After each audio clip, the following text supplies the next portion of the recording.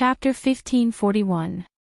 He hated her for pushing Guan Kui off the stage, even though she hadn't done it. But, when everyone was pointing fingers and everyone was certain that it was the truth, no matter what Yi Yuyu said, how she explained, and how she repented, Shen Luo and believed her without a doubt. Once Shen Luo and made up his mind, it was difficult to change it no matter what. Yi Yuyu knew that no matter how much she resented and hated him, she was powerless to change anything. That feeling of helplessness persisted for a long time. Even now, Yi Yuyu still hadn't considered whether Shen Luo and still liked her or loved her. After so many years, the extravagant hopes of the past had vanished into thin air. When Guan Kui heard Yi Yuyu's words, she stared at her. After a long time, she suddenly laughed. Yi Yuyu, sometimes I really pity you. What do you mean? All these years, Shen Luo and has been by your side. God knows how much I envy you, but you've wasted all that time. If it were me, I would have used those 7 or 8 years to keep him in my clutches. Guan Kui's face was a mixture of regret, relief, and schadenfreude. It's all because of me that you're in this state. Ha ha ha. Yi Yuyu's lips pursed tightly. Her emotions were complicated. Yi Yuyu should have berated Guan Kui for being a mistress, a despicable person, and a shameless person. After playing the fool a few years ago, Guan Kui had planted a thorn in their hearts that was difficult to pull out. It had caused the distance between them to grow further and further apart. Every time she got close, she would be viciously stabbed. All these years, her life had been very difficult. Everything had been caused by Guan Kui. Yet, on such an important occasion, Shen Luo and had escaped. Guan Kui's laughter grew louder and louder. Tears streamed down her face. Yi Yuyu, I'm sorry. I'm sorry. The exquisite makeup on her face was stained by her tears. Her cries grew louder and louder. The pure white wedding dress fell to the ground. The bottle in Guan Kui's hand fell to the ground with a dull thud. Kelda Duck's yellow bottle bounced a few times and rolled to Yi Yuyu's feet. Guan Kui squatted down and wailed uncontrollably. I'm so jealous of you. I'm so jealous. Guan Kui buried his face between his legs. His muffled voice was filled with sorrow and desolation. The bride, who was supposed to be smiling and happily accepting everyone's blessings, was now crying helplessly in the room. Yi Yuyu felt her heart wrench. She looked at her with her lips tightly pursed. She lowered her eyes and looked at the cute Kelda Duck water bottle on the ground. Squatting down, he picked up the cup and opened the lid. It was full of water. She took 2 steps forward and squatted down. She reached out her hand and gently said, everything will pass. Shen Luo and left today because he was irresponsible. This kind of man can't give you a future, and he's not worthy of your love. Guan Kui buried her head in her hands. Her sobs gradually died down. She raised her head and looked at Yi Yuyu. Yi Yuyu held the glass of water in her hand. Her eyes were filled with sympathy as she said, we all deserve better. She gently pushed the glass of water forward. Her expression was the same as ever. When Guan Kui had lost the dance competition and was crying in her room, Yi Yuyu had done the same thing. She had comforted her by her side. Chapter 1542. It had a cute design and a funny pair of eyes that seemed to be laughing at her. Guan Kui reached out and took the glass from her. She suddenly smiled and said, it's still open. Thank you, Yi Yuyu. Yi Yuyu didn't know how to react. She instinctively looked at the glass in front of her. It's still open. What does that mean? Without waiting for Yi Yuyu to react, Guan Kui raised the glass and started drinking.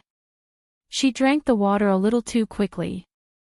Droplets of water flowed down her chin and onto Guan Kui's collarbone. Guan Kui's wedding gown seeped deep into her skin. Yi Yu squatted in front of Guan Kui.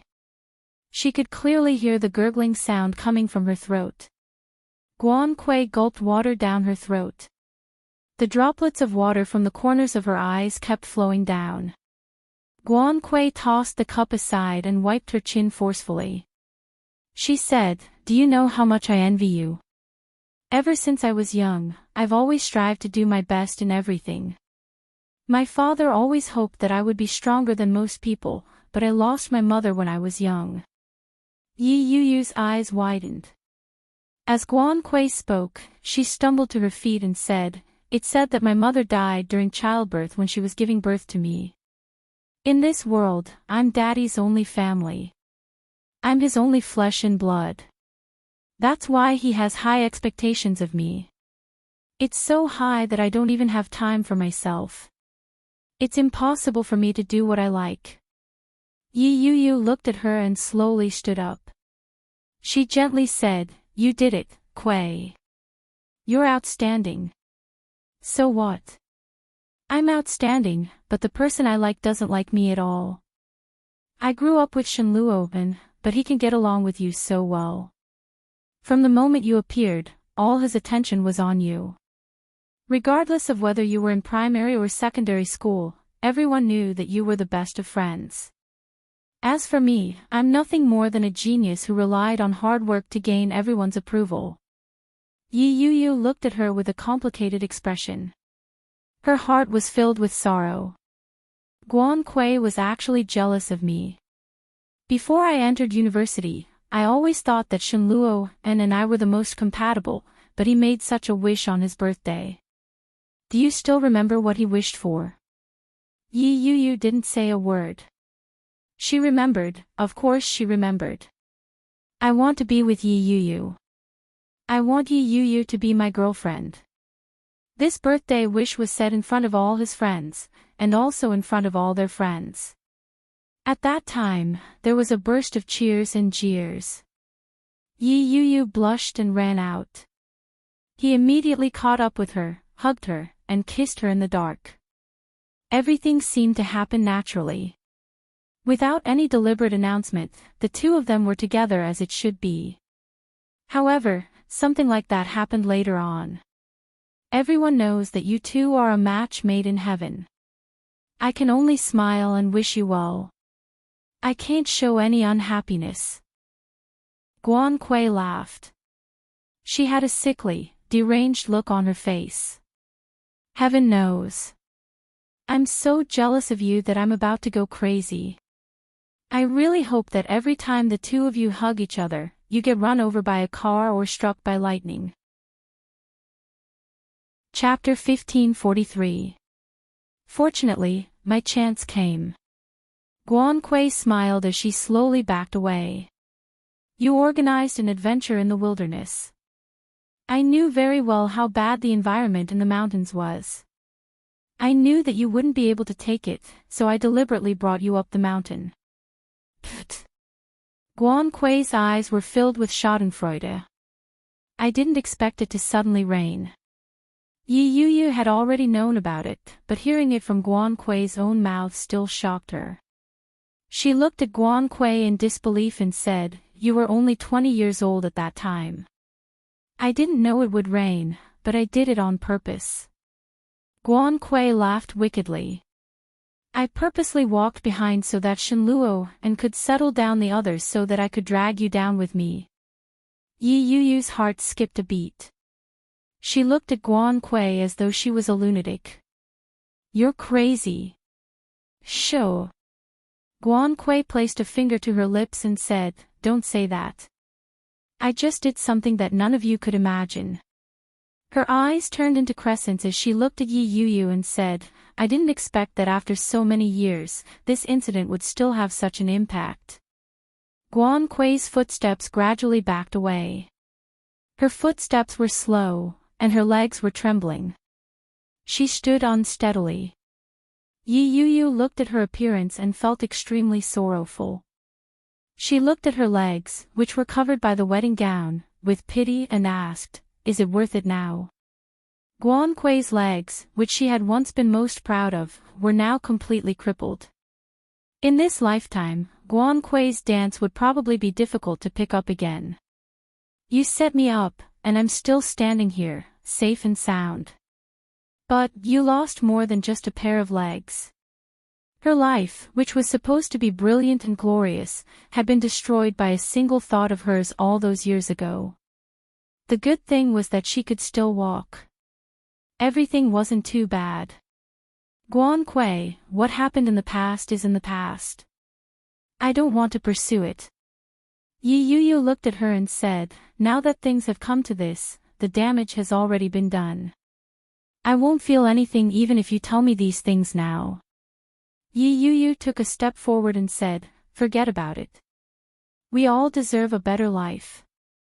As she spoke, she looked down at Guan Kui's legs and said softly, if you do your rehabilitation well, you might be able to stand up again and walk normally. As for Shen Luoven, if he's not suitable, he's not suitable. No matter how much you force him, he won't be able to stay. Guan Kui cracked a smile, revealing a row of bright red teeth. When Yi Yuyu saw it, she was shocked. Blood trickled down the corner of Guan Kui's mouth. His eyes, which were already somewhat bloodshot, suddenly became bright red and glistening. Yi Yuyu's heart skipped a beat. Her hair stood on end. Guan Kui laughed out loud and replied, you're still as hypocritical as ever. But I still have to thank you. Some things were destined not to end well from the very beginning. I was already prepared for the worst. Everything that you owe me, it's about time that you return it to me. Yi Yuyu, as he spoke, he turned around and unlocked the door. Then, his body fell heavily to the ground. He fell to the ground, blood spurting out of his mouth and splashing onto the ground. Ah! A scream pierced through the bustling hustle and bustle. Chapter 1544.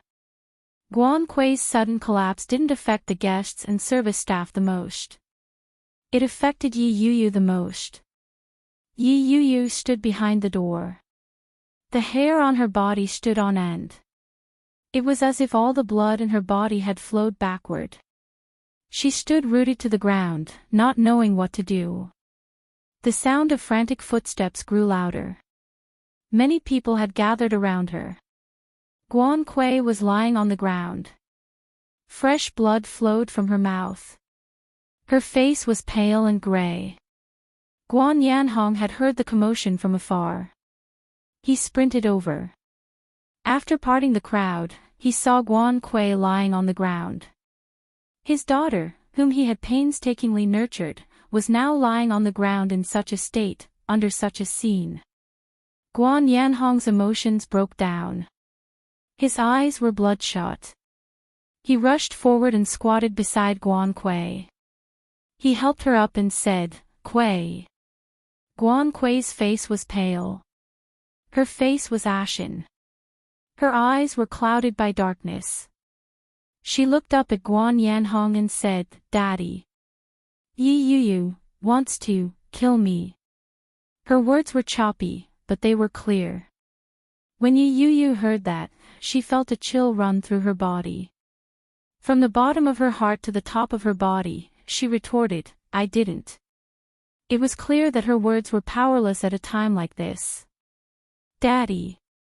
Before Guan Kui could finish her sentence, she coughed violently and spat out a mouthful of dark purple blood. It splattered on the ground and landed on Guan Yanhong's body. The warmth from it was enough to destroy a father's rationality. Guan Yanhong hugged Guan Kui and burst into tears. He yelled, Help! Call an ambulance! Save my daughter! Guan Yanhong cried out. His tears and snot were stuck together. With great difficulty, he picked up his daughter and yelled, Help me! Help me drive! CEO Guan, this way. My driver is downstairs. We'll leave immediately. A burly man came forward and took Guan Kui. In no time, they ran toward the emergency exit. There was a commotion in the surroundings. More and more people gathered to watch. More and more people were pointing and gossiping. By the time Yi Tian ran over, the scene was already surrounded by a crowd. Panting heavily, he found it hard to believe that Guan Kui was in such a state. Guan Yanhong followed closely behind. When he saw Yi Tian, he was furious. Through gritted teeth, he exclaimed, "Your daughter has harmed my daughter once again. Yi Tian, I really regret bringing you home. You're a jinx." As he spoke, he followed closely behind the burly man and ran down with large strides. Guan Yanhong's words caused everyone to look at each other in dismay. Everyone began to point fingers at Yi Tian. Yi Tian stood rooted to the ground, panting. She found it hard to believe that Guan Yanhong would say something like that. His heart was in pain. The feelings he had built up over the past dozen years seemed especially thin at this moment. It was as if a light tap would shatter his bones. And the one who was knocking on this thin piece of paper was her daughter. Yi Yuyu stood rooted to the ground. Her face was as white as a sheet. Her body was cold, and her limbs were weak. When she saw Yi Tian, she felt as if she had found someone to rely on. Tears welled up in her eyes as she stammered, "Mom, Pa." Chapter 1545. Yi Tian glared at Yi Yuyu with red eyes. Her breathing quickened as she yelled at Yi Yuyu, "How could you be so vicious? Kui is already in such a state. What threat does she pose to you? How could you want to kill her like that? You're a jinx." Yi Tian had directed Guan Yanhong's words at Yi Yuyu. Jinx, jinx, these three words reverberated in everyone's ears. Yi Yuyu covered her face. The tears in her eyes rolled down her cheeks as she looked at Yi Tian. Suddenly, she smiled. There was sorrow and desolation in her smile. It was a look of despair that made one's heart ache. Looking at Yi Tian, Yi Yuyu raised her hand and used all the strength in her body to return a vicious slap to Yi Tian. No one had expected such a turn of events. The crowd was in an uproar. Isn't that her mother? Oh my God! Is that mother and daughter fighting each other? Yi Tian had not expected Yi Yuyu to do such a thing. She looked at her in disbelief. She quickly regained her composure and roared, "Do you know what you've done? I'm your mother." As Yi Tian screamed, she raised her hand and swung it at Yi Yuyu's face. Before the slap could land, it was blocked by a large hand. The slap landed squarely on a sturdy arm. Li Jinan pushed Yi Tian. Caught off guard, Yi Tian stumbled back a few steps. Yi Yuyu was on the verge of breaking down. When she saw Li Jinan, she wailed loudly. She threw herself into his embrace and yelled, "I didn't. It wasn't me. I don't know what happened. Believe me. It wasn't me. It had nothing to do with me." Yi Yuyu's words were laced with helplessness and desolation. Li Jinan's expression was tense. He pulled her into his embrace and said, "I believe you. Don't cry. I'm here. I'm here." Yi Yuyu's heart calmed down. She looked up and cried even harder. She asked me to boil the water. At first, I didn't dare help her, but she couldn't hold it properly. The water dropped. After she drank it, she started vomiting blood. It wasn't my fault. It was her own fault. This explanation was so baffling that no one around could understand what was going on. Li Jinan didn't quite understand what she was saying, but he didn't say anything. He held her in his arms and said, "Don't be afraid. I'll prove your innocence. Guan Kui is already in such a state. There's only you and her in the room. Now that she's been sent to the hospital by your father, we don't even know if she's dead or alive. How dare you collude with outsiders to beat me up? Yi Yuyu, I really didn't expect you to be so despicable. You're exactly the same as your dead father." Yi Tian gritted her teeth and roared. By doing so, Yi Yuyu had already been convicted. But, isn't that Yi Yuyu's mother? Not only did he beat her indiscriminately, but the words he had just uttered were enough to kill Yi Yuyu. While he was shocked, he was also furious. When she saw Yi Tian raise her hand to slap Yi Yuyu, the rage she felt was about to burst out of her chest. She wanted nothing more than to strangle her to death in front of everyone. However, he could not. The current situation was too disadvantageous for Yi Yuyu. He couldn't do anything. Any one of those incidents could be used to frame Yi Yuyu. He turned his head. His sharp, almond-shaped eyes seemed to be coated with frost. Chapter 1546. I've wondered more than once whether you're Guan Kui's biological mother or Yi Yuyu's biological mother. Li Jinan looked at her coldly. There was no softness in his expression. Yi Tian stood and looked at Li Jinan confidently as she said, I'm Yi Yuyu's mother, but I know what's good and what's bad. I'm on the side of reason, not the side of family. What is reason? What is family? Li Jinan's expression darkened. You abandoned your family for money, and that's family. You indiscriminately slapped your own daughter, and that's reason. What a joke. Yi Tian was incensed by his words and retorted, what has that got to do with you? Who do you think you are? Yi Yuyu is my daughter. I can discipline her however I want. Who are you to interfere? Furthermore, she was indeed in the wrong. As a mother, shouldn't I slap her? Don't make it sound so righteous.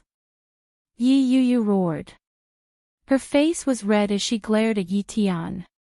She wiped her face forcefully and said, you stood at the top of the public's opinion and condemned the person that everyone blamed. They said that Yi Yuyu pushed Guan Kui off the cliff, and you slapped me and chased me out of the house. You didn't even give me a chance to explain myself and accused me of the crime. Did it ever cross your mind that I was your daughter at that time? You left of your own accord. No one chased you away. Yi Tian said matter-of-factly. Don't you dare accuse me now. What happened all those years ago was your fault. You harmed Kui's legs. She danced so well back then, but now she can't even stand. The source of this tragedy is you, Yi Yuyu. No. Yi Yuyu screamed. It wasn't me at all. Guan Kui fell on her own. She wanted to frame me, but she didn't dare to go through the legal process. She could only put herself in a weak position so that everyone could criticize me on a moral level. I would never do something like that. Yi Yuyu, you're my daughter. I know you best. Yi Tian looked at Yi Yuyu and said, you weren't that kind of person in the past, but you've changed completely. Ha ha ha. Yi Yuyu was even more enraged. Her face was flushed with anger, but her tears were gone. She yelled, it's like this every time. You want to be a good stepmother, and a good wife. Don't take me for a fool. You pushed me out in exchange for a stable position in the Guan family. You're afraid of living a poor life, so you're especially afraid of losing everything. Yi Tian hadn't expected Yi Yuyu to suddenly say something like that.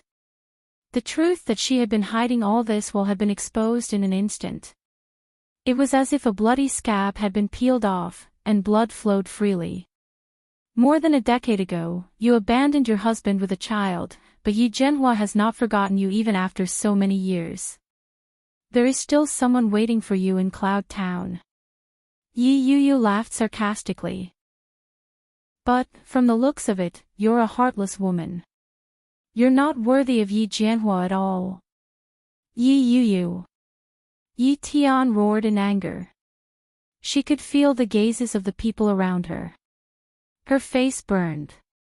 I'm your mother. Yi Tian's words caused a commotion in the crowd. The crowd parted, and more than a dozen police officers walked in. The leader looked around and asked, who is Yi Yuyu?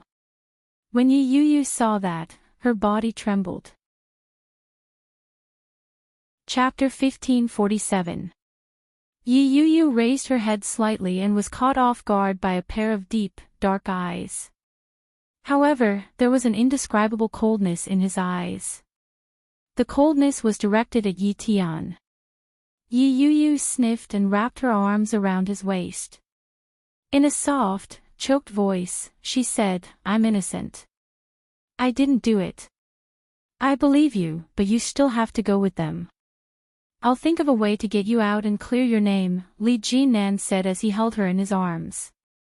"It's just a small episode. When you think back on it in the future, you'll find life to be very interesting. So, don't be afraid.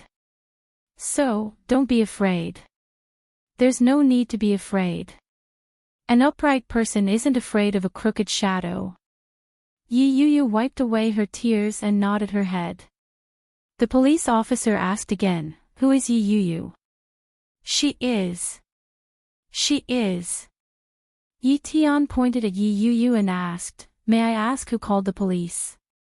When the police officer saw Yi Tian, he only glanced at her briefly before quickly coming forward to look at Yi Yu. Very quickly, a few police officers came forward and surrounded Yi Yu. A few more people walked into the room where Guan Kui had just met with a mishap. The leader of the police officers said to Yi Yu, "It was Mr. Guan Yanhong who called the police. At present, we suspect that Miss Yi Yu is trying to kill his daughter, Miss Guan Kui. Furthermore, there is a clear motive for the crime and evidence of the crime. Miss Guan Kui is currently in the emergency room and has lost all signs of life. The situation is very serious. Miss Yi Yu, please come with us. Guan Kui's life is in danger." "That can't be. It's that serious." "But Yi Yu doesn't look like that kind of person." "No one would look like that kind of person." Only Yi Yu and Guan Kui were in the room where Guan Kui met with a mishap. Now that Guan Kui is in such a state, who else could it be if not Yi Yu? The commotion around them grew louder. Yi Yu felt the blood coursing through her veins as she said, "It wasn't me. I didn't." There was an uproar. There were only the two of you in the room. If it wasn't you, could it have been her? "It's her. It's her," Yi Yu shouted. When she said that, everyone around her scoffed. "Today is Guan Kui's wedding day. Do you think she'll commit suicide and blame it on you?" "That's right. She's a bride today, the happiest moment of her life. You must be jealous of her, so you hurt her." No. If it's not me, you can investigate. The innocent will be innocent, and the turbid will be turbid. If I don't have it, then I don't." Yi Yu was on the verge of breaking down. Her voice was laced with grievance. She tried to explain herself hysterically, but she didn't gain the slightest bit of trust. The surrounding people looked at her with deep disbelief. This scene was the same as 7 or 8 years ago. She had explained it to everyone, but everyone had different expressions. He looked at her as if he were looking at a criminal. His gaze made Yi Yu feel pain and despair. The feeling from 7 or 8 years ago returned to her. She felt a chill run down her spine, and her body trembled. Chapter 1548. With that one sentence, the surrounding people all quietened down at the same time. They looked around and looked at each other in dismay. They had indeed seen the groom in America as one of the main characters, Shen Luo, and hadn't been there. Even when the bride had been sent to the hospital for emergency treatment, he hadn't shown up. Something was wrong. It's hard to say whether or not it was a suicide. We still need to investigate further, but Miss Yi needs to come with us now, the leader of the police officers said. Another police officer stepped forward to handcuff Yi Yu and said, "If Miss Guan's life can be saved, everything else can be discussed. Please go. Seal off the scene and disperse the crowd." "Yes, sir." Yi Yu's hands were cuffed with cold handcuffs. The unfamiliar feeling went straight to the bottom of her heart. She turned her head helplessly to look at Li Jinnan.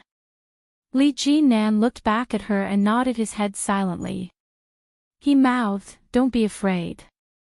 Don't be afraid. Don't be afraid." Yi Yu turned her head back. Her heart was racing, and her body was still trembling. How could I not be afraid?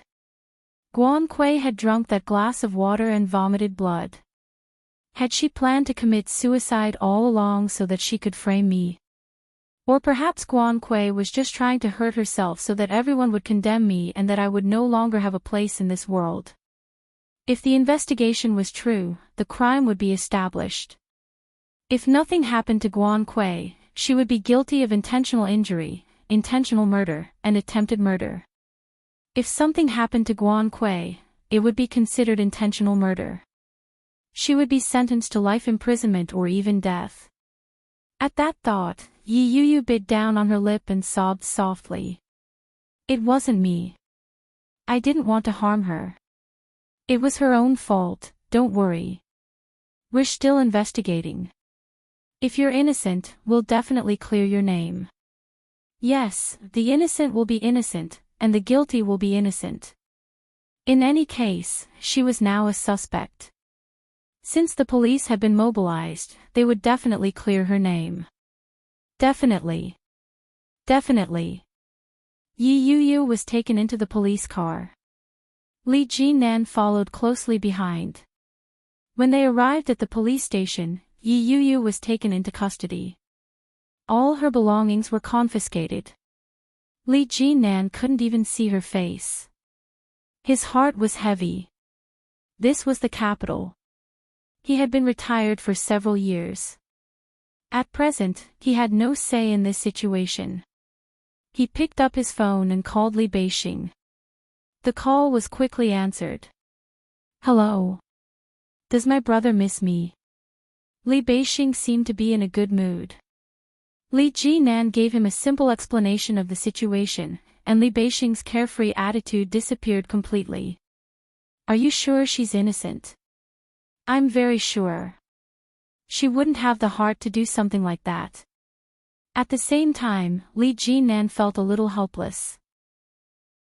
At the same time, he blamed himself. It's my fault. I thought that since it's her wedding day, she would definitely stop.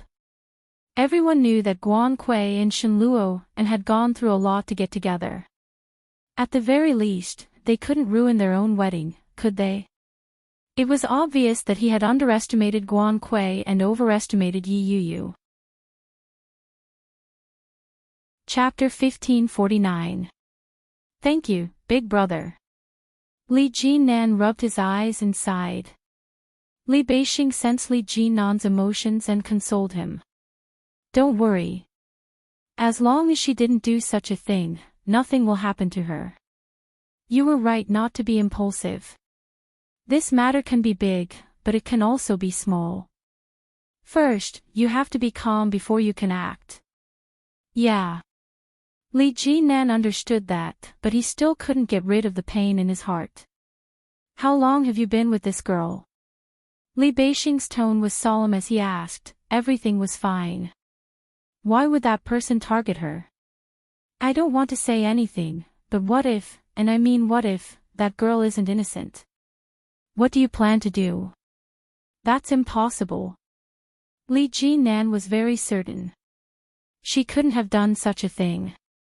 The girl who is being sent for emergency treatment is her stepsister. She has a serious mental illness. My girlfriend is her new husband's ex-wife. There was a conflict between them before. Why? Li Beixing exclaimed. Ex-wife? Your girlfriend has been married before. Yeah, a marriage of convenience. Li Jinnan's head was aching. He leaned back in the car seat and narrowed his eyes. It's the kind of marriage of convenience where nothing can be done. D*MN, you guys are quite fashionable. How are you going to tell your family about this? Li Beixing felt like he was on the verge of breaking down. If you tell our mom that your girlfriend was married, divorced, and is now suspected of murder and locked up in the capital's prison. What do you think her reaction will be? Li Jinan's throbbing head was already throbbing with pain. He felt even more uncomfortable. I don't know. Now is not the time to be thinking about such things. The most important thing is to think of a way to get Yi Yu out and clear her name. Big brother, can you do that? Li Beixing frowned. After a long moment, he asked, are you sure she wouldn't do such a thing? She wouldn't. Good. Now, you have to find a lawyer. I remember that second brother's wife's parents are in the capital. The Rome family's status in the capital is unquestionable. You can get your second sister-in-law to help you. I've heard of the Guan family that you mentioned. This Guan Yanhong is not to be trifled with. He's a ruthless man. Furthermore, he only has one daughter. I'm afraid he won't let this matter rest. That's right. Using Su Qianxi's connections, Li Jinan had never thought about that. However, judging from the current situation, most of his, Li Beixing's, and Li Xiqing's connections were in Kingstown. Guan Yanhong's status in the capital was not low. If they had to deal with it on their own, it would be troublesome. However, with the addition of a general from the capital, things would be much simpler. Li Jinan thought about it for a moment before replying, I got it. I'm hanging up. Li Beixing, don't think too much about it. Since she's your girlfriend, of course we have to save her. I'm just afraid that you'll get yourself into trouble, and then it'll be hard to explain to your family. Grandpa's health isn't good, so don't spread this news back home. Li, Su, he knows that you. Su, Li Jikno Li. Chapter 1550. That's right. It would have been fine if it was just a grandfather. More importantly, there was more to it than that. Li Jinnan's headache intensified. He replied, got it. I'm hanging up. He hung up the phone and called Su Qianxi. Su Qianxi seemed to be busy. When she heard Li Jinnan's request, she agreed without hesitation. Li Jinnan drove back to the hotel where the wedding had just taken place. The venue was cordoned off, and the police were coming and going. The crowd had yet to disperse. When they saw Li Jinnan arrive, many people started whispering and pointing at him. That's the boyfriend of the culprit just now. He's quite handsome. Why would he fall for that kind of guy? I'm better than her. Sigh. He's young and promising, but he's blind. Li Jinnan acted as if he hadn't heard the words of the people around him. He walked up to a police officer and asked, what's the situation now? The police officer looked up. When he saw that it was Yi Yu's boyfriend, his attitude darkened. He replied, other than the makeup artist's fingerprints, there are also Guan Kui's and Yi Yu's fingerprints. What do you mean? Li Jinan had a bad feeling about this. In other words, other than the makeup artist and the other necessary personnel, Madame Yi Yu entered the room more often. When he saw the expression on Li Jinnan's face, the police officer felt a little sympathetic. He took out the photo of the evidence and said, this young lady isn't simple. There are very few fingerprints in there. Even the door doesn't have her fingerprints on it. However, she still managed to leave her mark on the most crucial item. As she spoke, she raised her head and took out a Polaroid photo. She continued, this cup is filled with lethal poison. It takes effect very quickly. Half of the water has been drunk and spilled on the ground. However, the amount of poison that Miss Guan Kui drank is enough to be fatal. Although she has been sent to the hospital for emergency treatment, from the looks of it, she is still in critical condition. You are Yi Yu's boyfriend, aren't you? You'll have to come back with us to give a statement. Li Jinnan's face darkened. In a low voice, he said, **T. If she had such a mind, she wouldn't have lived for so long. What a bunch of fools. They don't even know that they're being played by a woman. Their brains must have been kicked by a donkey. Hearing that, the policeman lost his attitude and said, I think you're the one who's being fooled by a woman. Miss Yi has a criminal record. 7 years ago, she pushed her stepsister off the cliff when she just came of age. Although the Guan family won't hold her responsible, it's still a fact even if you ignore it. Li Jinan was filled with rage when he heard that. He laughed coldly and said, can't you think about why she didn't harm anyone else but Guan Kui? If she was really that kind of person, why had she been so well behaved all these years? Why hadn't anyone been harmed by her? Why had Guan Kui gotten her into trouble the moment she returned? Can't Guan Kui fall off the cliff and frame Yi Yu? Can't Guan Kui drink the poison and run out to put on a show? Li Jinan's tone wasn't very pleasant. The police officer was infuriated and retorted, who in their right mind would do such a thing? Ha! Don't forget that this woman is a lunatic. When he said that, the police officer was rendered speechless. Chapter 1551. When Li Jinan was brought to the police station, he was asked a few questions about Yi Yu's daily life. How could Li Jinan say anything else? He insisted that she was a good citizen and that she was extremely kind. After a round of questioning, Li Jinan's attitude improved a lot. He was able to converse with the police officers in the station.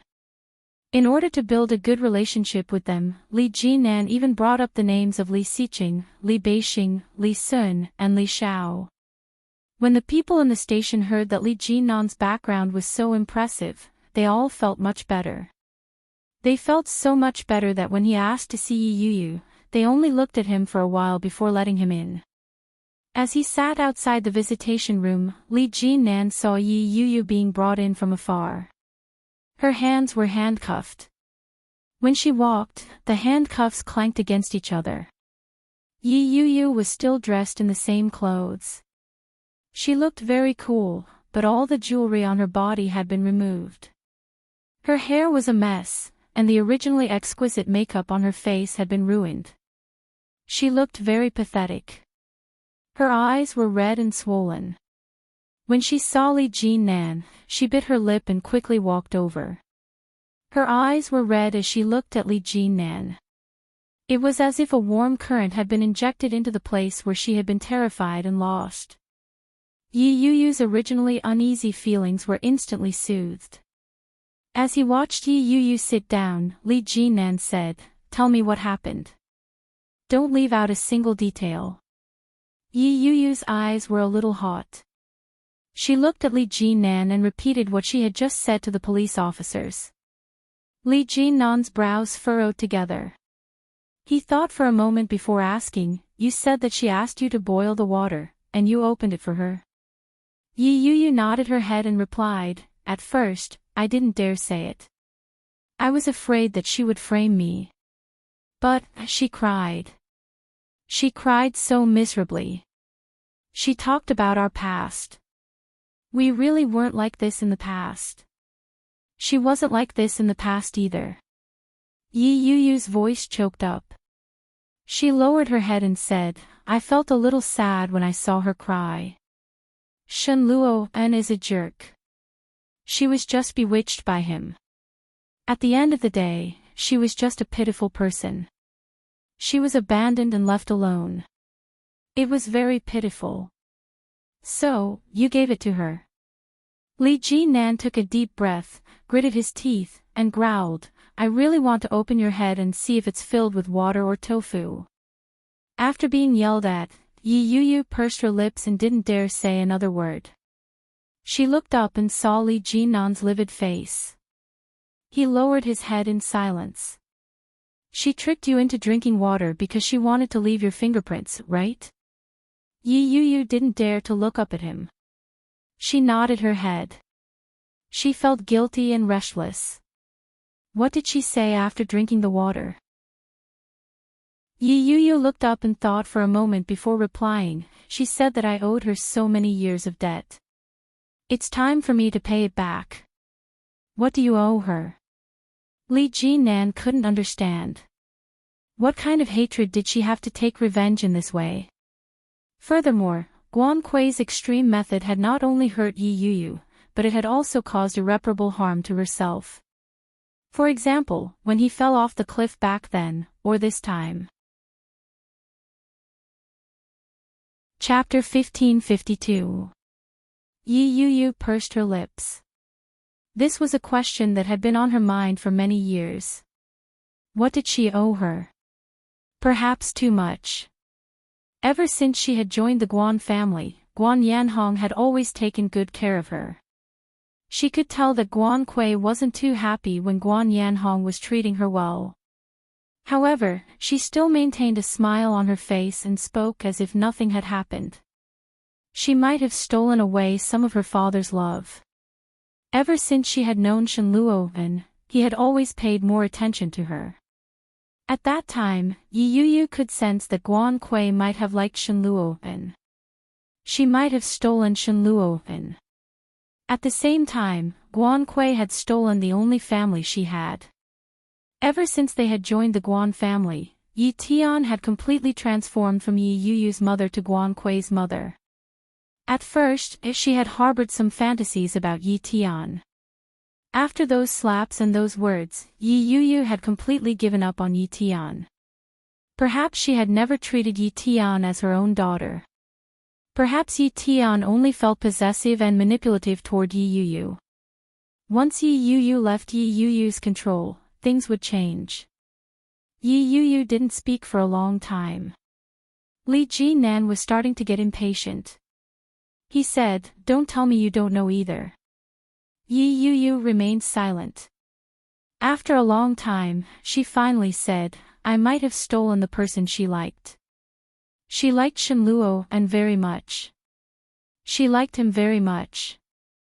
She liked him so much that she was willing to throw herself off the cliff and tell everyone that she was the one who had pushed her off Shen Luo and side. She liked Yi Yuyu so much that, in order to consign Yi Yuyu to eternal damnation, she would drink poison and tell everyone that she was the one who had tried to kill her. Yi Yuyu could only passively choose to be framed. She was caught off guard by all sorts of attacks. Yi Yuyu didn't even have a chance to retaliate. Similarly, no one had given her the chance to do so. Even her biological mother was one of them. Li Jinan took a deep breath and asked, "All because of AB*TCH. You women are crazy." That's right. Women are like that. For a man, they can do anything. Yi Yuyu's lips twitched. Back then, I was equally crazy to marry Shen Luowen. Li Jinan's face darkened. Are you still thinking about him? Yi Yuyu shook her head. No. After we divorced, our relationship was completely severed. At this moment, who knows where this guy has gone? He didn't appear at the wedding, and no one has seen him. He left a letter in the room and didn't even want the bride. How promising. Li Jinan laughed sarcastically. Why didn't you say so earlier? Why did you have to wait until the last moment? Who are you putting on a show for? He really ran away from the wedding. Yi Yuyu looked at him in realization. Is it possible that he went to look for Enchanting? Yi Yuyu was right. Shen Luowen had indeed gone to see Enchanting. However, Huaxia was so big that he had no idea where to start. According to Enchanting's registration information, she had gone to Suzhou. However, Suzhou was so big that it was not easy to find a person. When Shen Luowen walked out of the airport, he felt that he was a little silly and pitiful. The surroundings were unfamiliar. There was not a single face that resembled Enchanting's. Chapter 1553. Shen Luowen stood in the empty airport lobby for a while, at a loss as to what to do. He didn't know how long he stood there before an airport employee walked over with a polite smile. Hello, sir. Welcome to Suzhou. How may I help you? Shen Luo and snapped out of his daze and looked at the employee. He shook his head gently and asked, "How do I get to the taxi lane?" "Go straight. You'll see it when you turn left at the second intersection." Shen Luo and nodded his head blankly and said, "Thank you." He didn't have any luggage or backpack. Shen Luo and was dressed in a bridegroom's suit. His hair was styled in a handsome and trendy style, but the expression on his face was so blank that no one could see the joy and happiness of a newlywed. The employee stared at his back for a long time before walking away. He turned to his colleague and said, "I think I met a bridegroom just now." He was handsome, but he looked very sad. Shen Luo and didn't realize that he was being whispered about. After he walked out, he gave the name of a random hotel and was taken to the place. After checking into the room, Shen Luo and felt exhausted. It wasn't far from the capital to Jiangnan. However, his heart felt as though it had already crossed thousands of mountains and rivers. He was indescribably tired. After lying down, he didn't feel the slightest bit sleepy. Shen Luo and looked at the snow-white ceiling. His mind was a mess. He shut his eyes tightly. He could clearly feel his heart beating heavily. Every beat was forceful. Every beat made him feel as though he was still alive. Was it really appropriate for such a person to be alive? If he returned to the capital, Guan Yanhong would definitely break his legs. He had already mentally prepared himself. After escaping, he realized that he was much more relaxed. He didn't love Guan Kui. It had been 6 hours since Guan Kui had been sent to the emergency room. Her stomach couldn't be any cleaner, but Guan Kui's vital signs still hadn't stabilized. This young and beautiful lady was once again lying in the emergency room. She was the subject of intensive care by all the doctors. Guan Yanhong cried out several times outside the emergency room. He couldn't calm down for a long time. He punched the wall, banged his head, and destroyed himself. The secretaries and relatives around her didn't know how to comfort her. With his only daughter in the emergency room, his life and death uncertain, Guan Yanhong was undoubtedly suffering the most.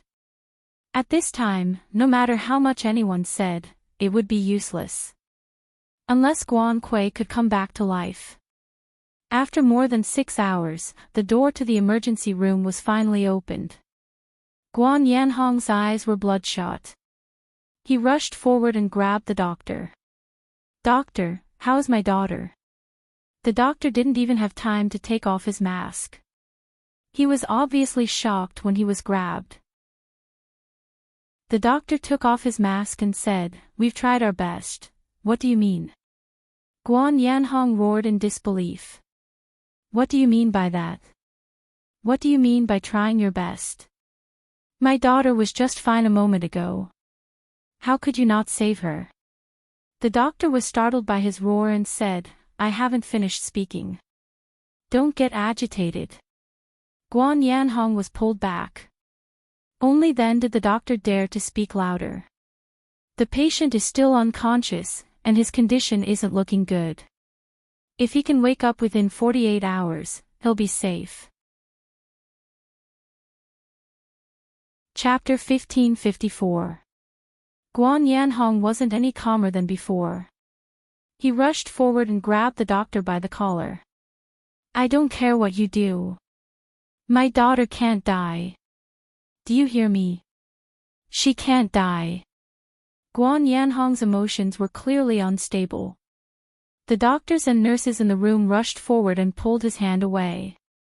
The people behind him immediately pulled him down. The doctor heaved a sigh of relief when he was pulled down, but he still said, "I can't guarantee that. It all depends on the patient's will to live and the state of her recovery. If you continue arguing like this, the patient won't be able to rest well." Who knows, Guan Yanhong couldn't take it anymore. His only daughter, who he had always relied on, had been reduced to this state in an instant. To Guan Yanhong, this was like a bolt from the blue. What was supposed to be a happy wedding had been ruined by AB*TCH. While Guan Yanhong was filled with remorse and pain, he also felt a deep sense of hatred. Yi Yu. At a time like this, the most important thing was to ensure his daughter's safety. I want to go in and see my daughter. It wasn't a plea or a statement. It was an order. His tone made the doctors feel displeased. The attending doctor said, "The patient needs silence. The most important thing now is to ensure that she gets absolute rest." Guan Yanhong looked at the attending doctor and growled, "I'm just going in to take a look. It won't be noisy. I'll be alone." His tone was harsh, and it made everyone feel even more dissatisfied and angry. But he was Guan Kui's father. Hearing that, the doctor finally nodded his head. Guan Yanhong rushed in immediately. He looked at the ashen-faced Guan Kui on the bed. Her heartbeat was steady, but it was obvious that she wasn't in a good state. Guan Yanhong's heart ached so much that he couldn't speak. His heart was filled with hatred for Yi Yu. 7 years ago, and now, she had laid her hands on his daughter twice in a row. Did she really think he was a decoration? The doctor walked in and waved at Guan Yanhong. "Come out for a moment." Guan Yanhong gazed longingly at his daughter a few more times before walking out of the room. The doctor closed the door and said softly, "The patient's condition isn't very good. Her will to live isn't very strong. My suggestion is that you find someone she cares about or someone who can awaken her will to live. Your daughter is supposed to be getting married today, right? You can ask her husband, or the person who framed her today, to come along." The doctor said very seriously, "Even if it's hatred, normal people will want to take revenge. Moreover, with your daughter's current condition, she needs external stimulation the most at this time." The thought of Yi Yu filled Guan Yanhong's heart with hatred, but the doctor's words had mentioned another person. Shen Luo. Little Su. Yes. Hurry up and find Shen Luo. Xiao Su hesitated and said, "Mr. Shen doesn't seem to be in the capital anymore." When Guan Yanhong heard that, he flew into a rage and retorted, "How is that possible? Today is his wedding day with Kei Yi. How could he not be in the capital? Furthermore, if he's not in the hotel, he's on his way here. Call him and ask him to come over immediately." Chapter 1555. It was a small envelope with the name Shen Luo written on it. When he saw it, Guan Yanhong had a bad feeling about it. He reached out, wanting to take the envelope, but in the next second, his hand froze in midair. Looking at Xiao Su, Guan Yanhong's expression darkened. He asked, "What's written inside?" Xiao Su shook her head. "I don't know. I didn't open it, but I think it was a wedding day." Leaving an envelope without seeing the person was obvious that it couldn't be anything good. Guan Yanhong's face was ashen. He took the envelope and tore it open. Inside was a notebook. There was only one line of words on it, making the paper look especially empty. "I'm sorry. I don't want to let you down." Those few words were enough to explain Shen Luo An's intentions. Guan Yanhong was furious and roared, "What the hell is this? Shen Luo An." Xiao Su was startled by Guan Yanhong's outburst. She pursed her lips and said, "I did a quick check." Mr. Shen chased the driver out of the wedding car and drove it to the airport. Guan Yanhong clenched his fist. The paper in his hand crumpled into a ball. "Find him for me." "Yes. Also, get a lawyer. I want to sue Yi Yu." Guan Yanhong's eyes were bloodshot. "I want her to die in prison." Xiao Su lowered her head and didn't dare to speak. She quickly agreed and left. The situation didn't look optimistic. Li Jinan had been busy for the past 2 days. The next day, he contacted Rong Haiyue. Roan Hyue belonged to the military and couldn't directly intervene in the matter. It was a little troublesome to deal with. After using all sorts of connections, he finally contacted Roan Hyue's nephew, who was also Su Qianxi's cousin, Roan Rui. This wasn't the first time Li Jinan had heard of Roan Rui. As the husband of Li Xiqing's super assistant and the incident with Tang Menjin, Roan Rui's name was well known. Although Roan Rui wasn't in the capital often, he was very practical and sociable. He also had many friends. Through his network of contacts, Li Jinan got in touch with a well-known lawyer in the capital who was known to have never lost a case. By the time he understood the situation and saw Yi Yuyu again, 2 days had passed. Everyone knows that Miss Yi and Miss Guan are inside. No one can prove that Miss Guan drank the poison and Miss Yi is innocent. The most troublesome thing is that Miss Yi helped her open the bottle. The most crucial point of this matter is on it. Miss Ye's fingerprints are clearly left on it. In addition to your previous grievances. The lawyer's words were very serious. Yi Yuyu sat across from them. She was very nervous. Especially after hearing the lawyer's words, his heart became even colder. More importantly, Guan Yanhong's status in the capital is not low. The higher-ups will likely give him some face. Recently, I've heard that he's dealing with this matter. He's even said that he's going to sentence you to death. Yi Yuyu trembled slightly and looked at Li Jinan helplessly. Li Jinan stood across from her. There was a layer of glass between them. He couldn't touch her at all.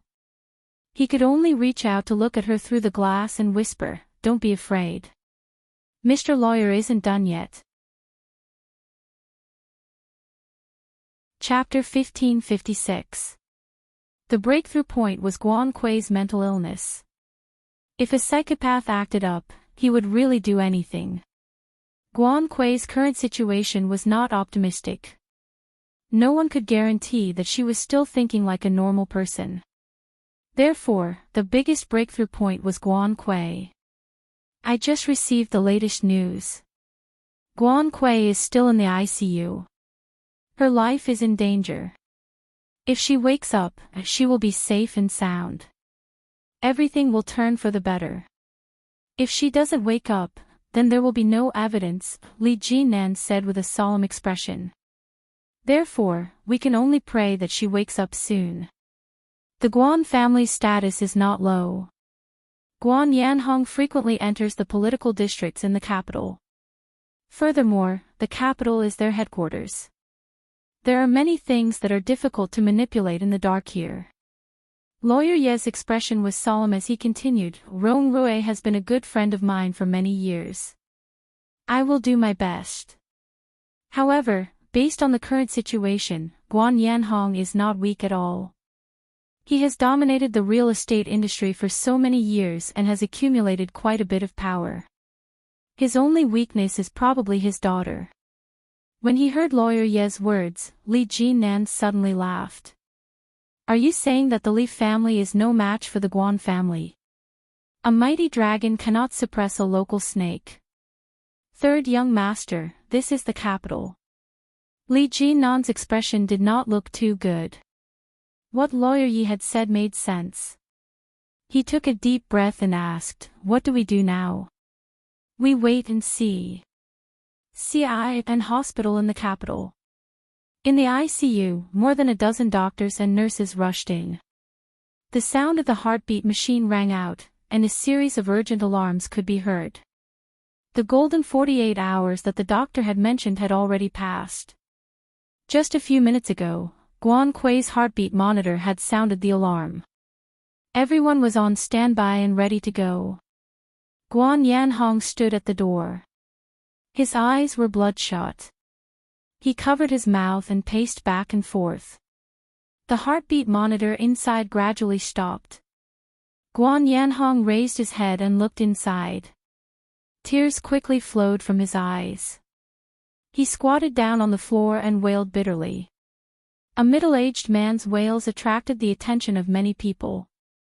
Guan Yanhong did not seem to notice that he had lost his composure. His cries were loud and sorrowful.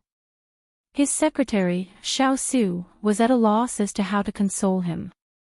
She stood to the side and looked at Guan Yanhong's tall and frail back.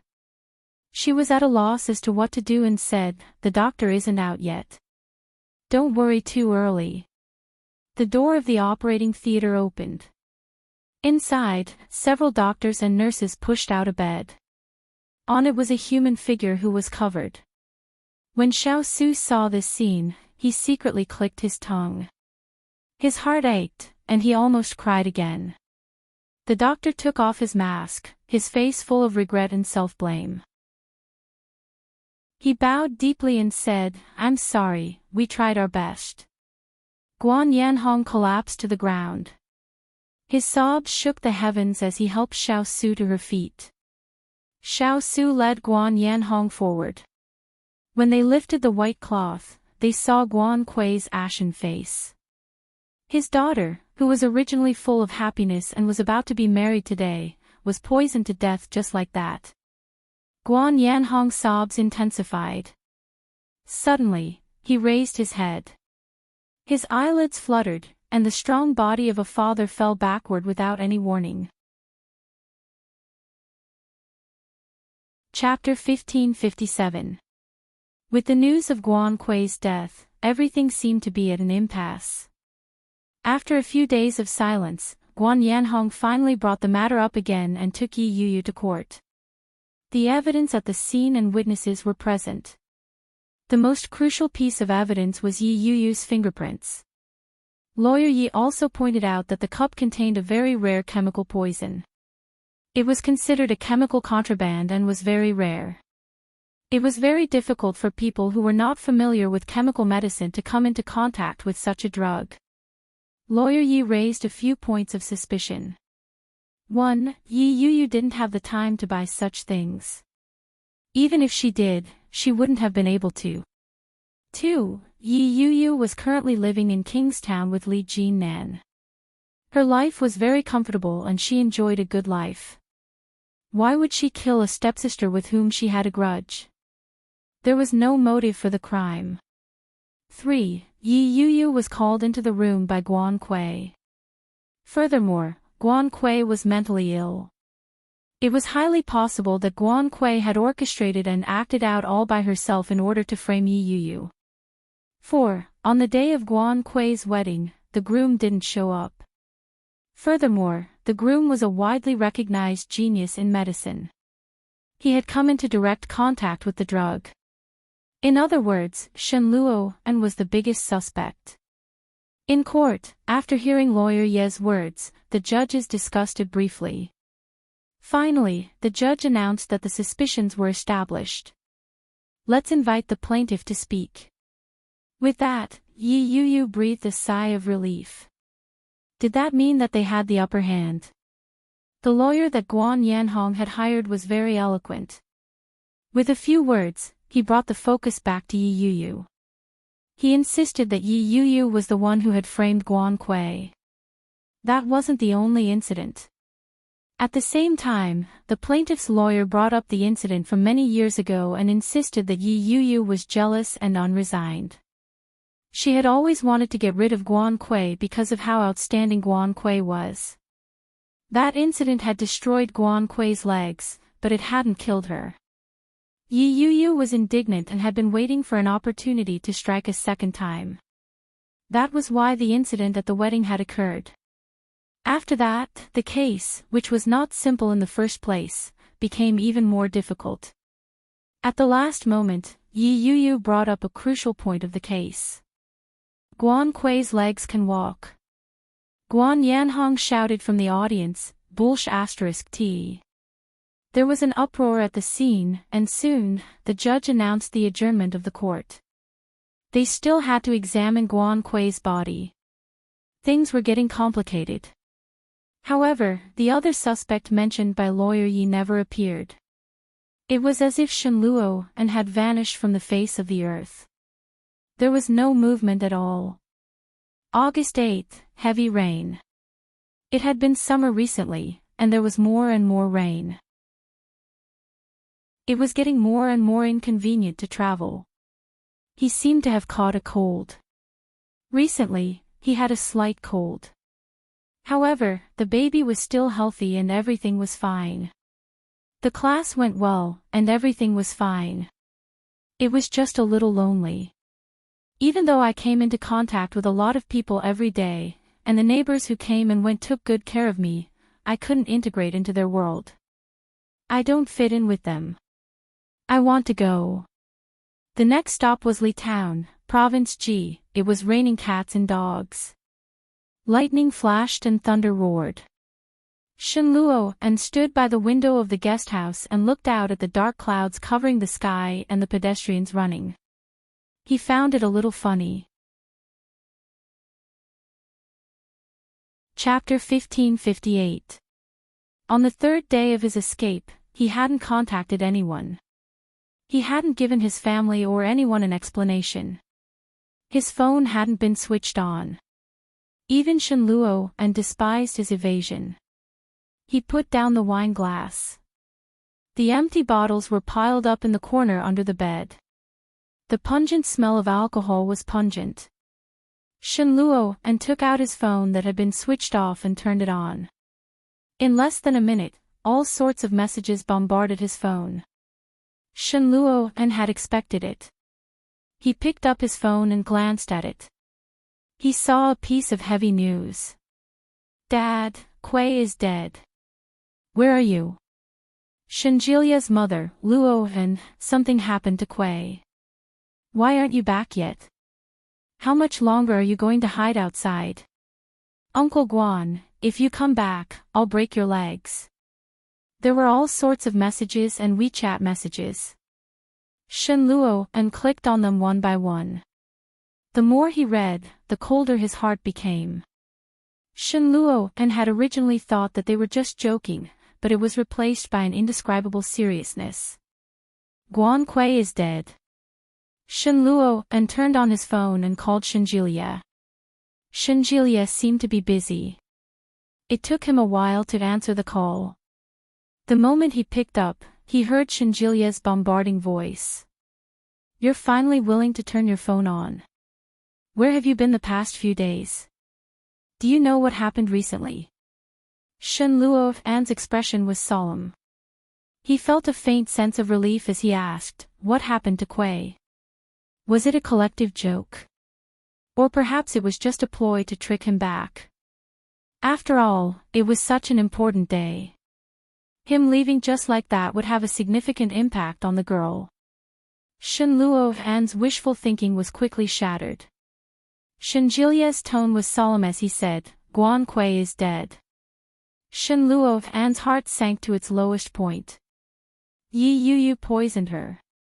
After she drank it, she was sent to the emergency room, but she didn't make it. She died in the hospital. Shenjilia took a deep breath and said, Brother, if you wanted to marry her, why did you agree to marry her? Guan Kuei was still so young. How could you bear to lose such a precious life because of you? Shenjilia continued, You've let Yi Yuyu down. You've let Sister Manting down. Now, even Guan Kuei has died because of you. Doesn't your conscience feel uneasy? Shenjilia was speechless. Jilia. You must be joking, right? How could Kei possibly die? Shen Luo asked, feeling very down. Furthermore, it was Yi Yuyu. Although Yi Yuyu has a history with Guan Kuei, she would never do something like that. Jilia, it can't be Yi Yuyu. She's not that kind of person. Shen Luo said with certainty, there must be some misunderstanding or something went wrong somewhere. Chapter 1559. Such a simple description made Shen Luo's heart ache. Guan Kuei is dead. She was killed by Yi Yuyu. What a joke. Yi Yuyu couldn't have done such a thing. She wouldn't have been able to resist even if she had been killed, let alone kill someone. That kind of woman was as weak as a little lamb. Otherwise, she wouldn't have been treated this way by him all these years. Ever since Guan Kui's death, everything had changed. Shen Luo and was silent for a moment before saying, "I'll go back immediately. Tell me what happened in a nutshell." He laughed coldly and replied, "What were you doing earlier? Guan Kui is already dead. Guan Yanhong has already made it known that as long as he sees you, he'll kill you. He doesn't even give face to Dad. Your return now bodes ill rather than well." Yi Chanqian looked at Shinjilia coldly. When Shen Luo heard that, he hung up the phone. He went to the bathroom and cleaned himself up. Soon after, he left the house and hailed a taxi to the airport. Even if Shen Luo didn't know the whole story now, someone would tell him when he reached the capital. There was a new member in Yuxiu Villa. Li Jianyue and her two brothers were circling around it. It was a small puppy. Its fur was yellow, and its eyes were dark and bright. It was running around the little ones with its tongue out. Li Jianyue held a ball in her hand and shouted at the golden retriever, "Little Sue, come here." Little Sue had just arrived at the house that day and was unfamiliar with the name. When it saw Li Jianyue waving at it, it immediately wagged its tail and ran over. It circled around the little one's feet and cried out in a childish voice, "Woof. Ursu, don't get too close. Be careful not to get bitten. You'll have to get an injection." Su Qianxi's stomach was already slightly bulging. She looked at her daughter helplessly and said, "Mosen, look after your sister." Li Mosen immediately came over and pulled Li Jianyue's hand over. He said, "Ursu, don't let mommy worry. The puppy's not clean. Granny Rong is going to give it a bath." When Li Jianyue heard that she was going to bathe the puppy, her eyes lit up and she exclaimed, "Really? You're going to bathe the puppy? That's great." "Not now. In a few days, if the puppy can't adapt to the environment, it will not be acclimatized. When the puppy vomits, it will be too pitiful." Li Jianqian came forward.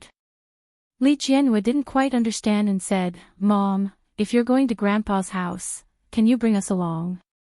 I don't want little Sue anymore. Anyway, little Sue isn't fun. No, you have to stay at home. Great-grandpa hasn't been feeling well recently, so you can't go back to the old mansion. You have to be good and listen to Granny Rong, do you hear me?" Li Jianyue was a little unhappy. She pouted and asked, "Then why can brother go?" The little boy looked at Li Jianqian unhappily and said, "Mommy is biased, and so is Daddy. Why is older brother going and not us? Be good at home with brother Mosen. Brother is going to stay at Grandpa's house. There are no children at Grandpa's house and no one to accompany him. It's very pitiful." Su Qianxi touched Li Jianyue's head. "I'll bring you delicious food when I come back." Chapter 1560. Listen to Mommy. Li Xiqing's voice was unquestionable. He walked over and said, "The dog can't replace its older brother, but it can play with you." Su Qianxi straightened her back. Her back was a little sore. "Let's go." "Okay." Li Xiqing came forward and held Su Qianxi's arm. "Are you still not feeling well?" "It's all right. It's much better than before." Su Qianxi held her waist and said, "Why didn't I have such a strong reaction when I was pregnant with them? This little guy must be very naughty." Li Xiqing smiled when he heard that and said, "It's good to be naughty. It's best if it's a girl. That way, our family will have two little princesses." "Ah, but I like a little brother." Li Jianyue immediately interrupted. She looked at Li Xiqing with a pair of big black eyes and said, "Daddy, I don't like a little sister. We don't know if it's a little brother or a little sister, but this is not a reason for you to run out. Go back." Li Xiqing's voice had a hint of a smile. The little girl was not afraid at all. She giggled and hugged Li Xiqing's thigh. Daddy, take me with you. I want to see Grandpa too. I want to see Grandpa Rong and Grandma Rong and Grandpa Song. I haven't seen Grandpa Song for a long time. The little girl pouted and said, Daddy, take me with you. No. Li Xiqing tapped her little nose and said, Nanny Rong, quickly take Ursu back. Mosen, take little sister back. Su Qianxi and Li Jianxian stood behind. Dace's eyes were full of reluctance as he looked at them. His snow-white and tender face was a little sad, and his eyes were a little red. Li Mosen came forward and held Li Jianyue's hand. He looked at Li Xiqing and said, Daddy, will Dace live at Grandpa's house in the future? He's also going to school there. Won't he come back? Li Xiqing looked at Li Mosen with a pair of dark eyes and nodded. Yes.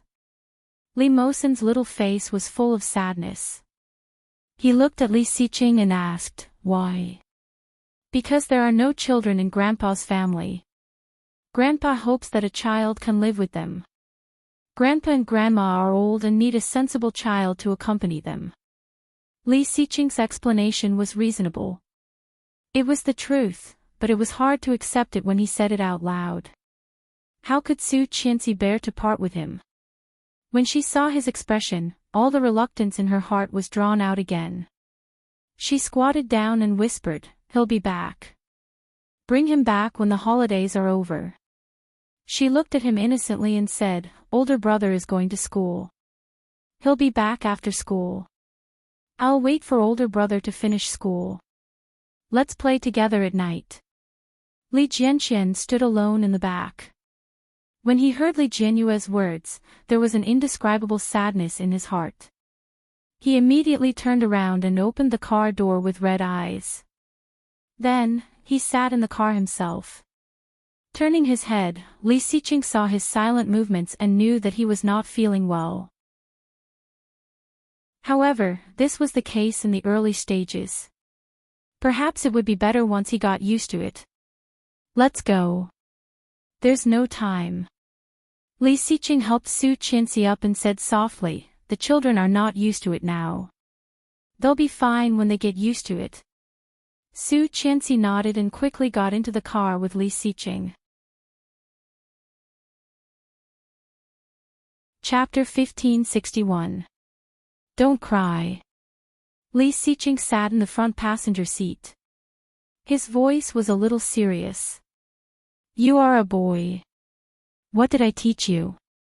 Li Jianxian stopped crying and turned his head to look out the window.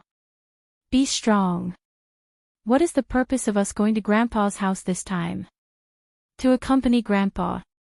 Li Jianxian lowered his head. His voice was a little timid, but he quickly said, But I don't want to go. Objection overruled. Li Xiqing looked out the window and said, We will accompany you. After you are familiar with the environment, we will leave. Su Qianxi hugged her son and said, Don't be afraid. There are many fun things at Grandpa's house. Grandpa has already prepared a room for you at home. All the toys you want are there. There are also many children in the courtyard. You will be very happy. Not happy, not happy, Li Jianxian didn't speak. He looked out the window and bit his lip as tears slipped down. His 5-year-old, someone else's 5-year-old, when they arrived at the capital, it was already evening. After sending Li Jianxian to the Rong residence, Rong Haiyue and Rong Xian were very happy. They came forward with smiles on their faces and welcomed their little grandson in. When Li Jianxian saw Rong Haiyue and Rong Xian, he nodded politely and said, Hello, Grandpa. Hello, Grandma. Rong Xian and Rong Haiyue both smiled and said, Hello, Daisu. Come in. Grandpa and Grandma have prepared a room for you. Your grandmother personally decorated it for you. Come in and take a look. Li Jianxian smiled, but it didn't reach his eyes. He followed the old couple in. Su Qianxi and Li Xiqing had mainly sent the child to accompany the old couple. At the same time, they wanted to see how Yi Yuyu and Li Jinan were doing. He directly left the child here, and after informing them, he turned around and left. Li Jianqian looked at them, and the uneasiness in his heart grew. Looking at their backs, he called out, "Dad, Mom." The smiles on Rong Haiyue and Rong Xian's faces froze. Seeing Li Jianqian pretending to be strong despite being a little scared, they felt a little sorry for him. Compared to other 5-year-old children, Li Jianqian was much stronger. When Su Qianxi heard Li Jianqian's voice, she couldn't bear to see it happen. Her initial worry for Yi Yuyu dissipated. She glanced at Li Xiqing and said, "Hubby, go ahead. I'll stay here with the child. You can tell me what's going on when you come back." "Yes." Li Xiqing nodded his head and turned around to rub Li Jianqian's head gently. "Be a good boy. If you need anything, you can look for Grandpa and Grandma. They'll do everything for you." "Dad." Li Jianqian looked at him with a pair of eyes that were identical to his own and asked, "Will you still bring me back to Kingstown?" Li Xiqing pursed his lips. There was not much of a smile on his face. The hand that was rubbing his head paused slightly. Then, he pinched his cheek and said, "Are you afraid that Dad doesn't want you anymore?" Li Jianqian curled his lips, lowered his head, and did not speak. Seeing this, Li Xiqing knew that he must have guessed correctly. He said, "You're young, but you think a lot." Feeling helpless, he said, "Every one of my children will be an elite in the future. I will not lose any of them." Chapter 1562. More importantly, Mosen wasn't their biological son. Why did they send him to the capital and not Mosen? Could it be that they wanted to raise Mosen as their own child, so they didn't want him anymore? Su Qianxi was stunned when she heard that. She had never imagined that Mosen, at such a young age, would have such thoughts in his mind. Li Xiqing hadn't expected that either. When he heard that, he found it funny and his mood became serious. Li Xiqing squatted down and looked at Li Jianqian with a serious expression. "Do you know why I chose to send you here?" Li Jianqian shook his head, looking aggrieved. "Because you are my son and your mother's son. Grandpa has no children, and your mother is his only daughter. They are getting old and need someone to accompany them."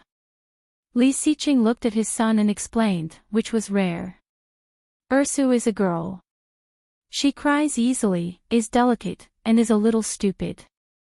You know that, don't you?" Li Jianqian nodded with tears in his eyes, but the tears in his eyes gradually disappeared. "Do you know why I didn't send Mosen here?" In fact, Li Xiqing was rarely patient with children. He rarely had such patience, except when he was explaining the exercises to them.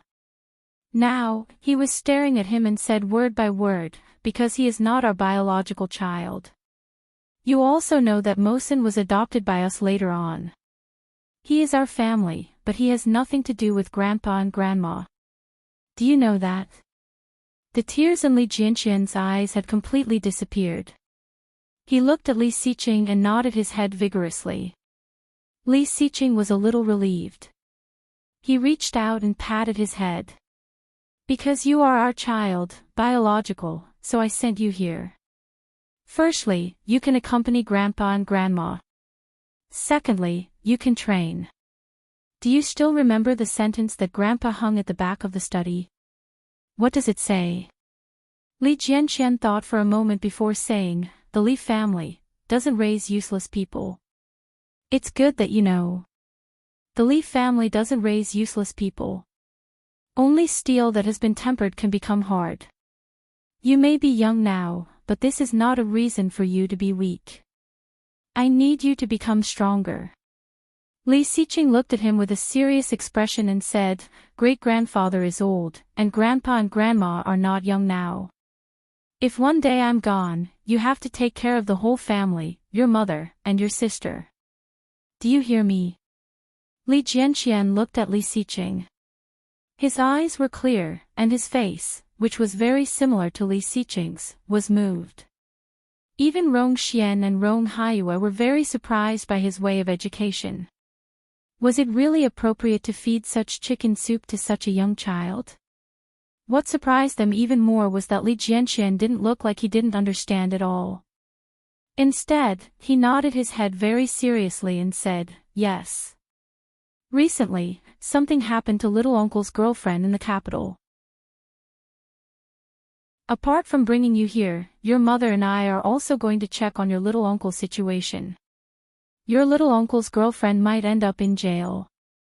Any more serious, and he would be sentenced to death." Li Jinqian's eyes widened and he said, "The police wrongly accused a good person.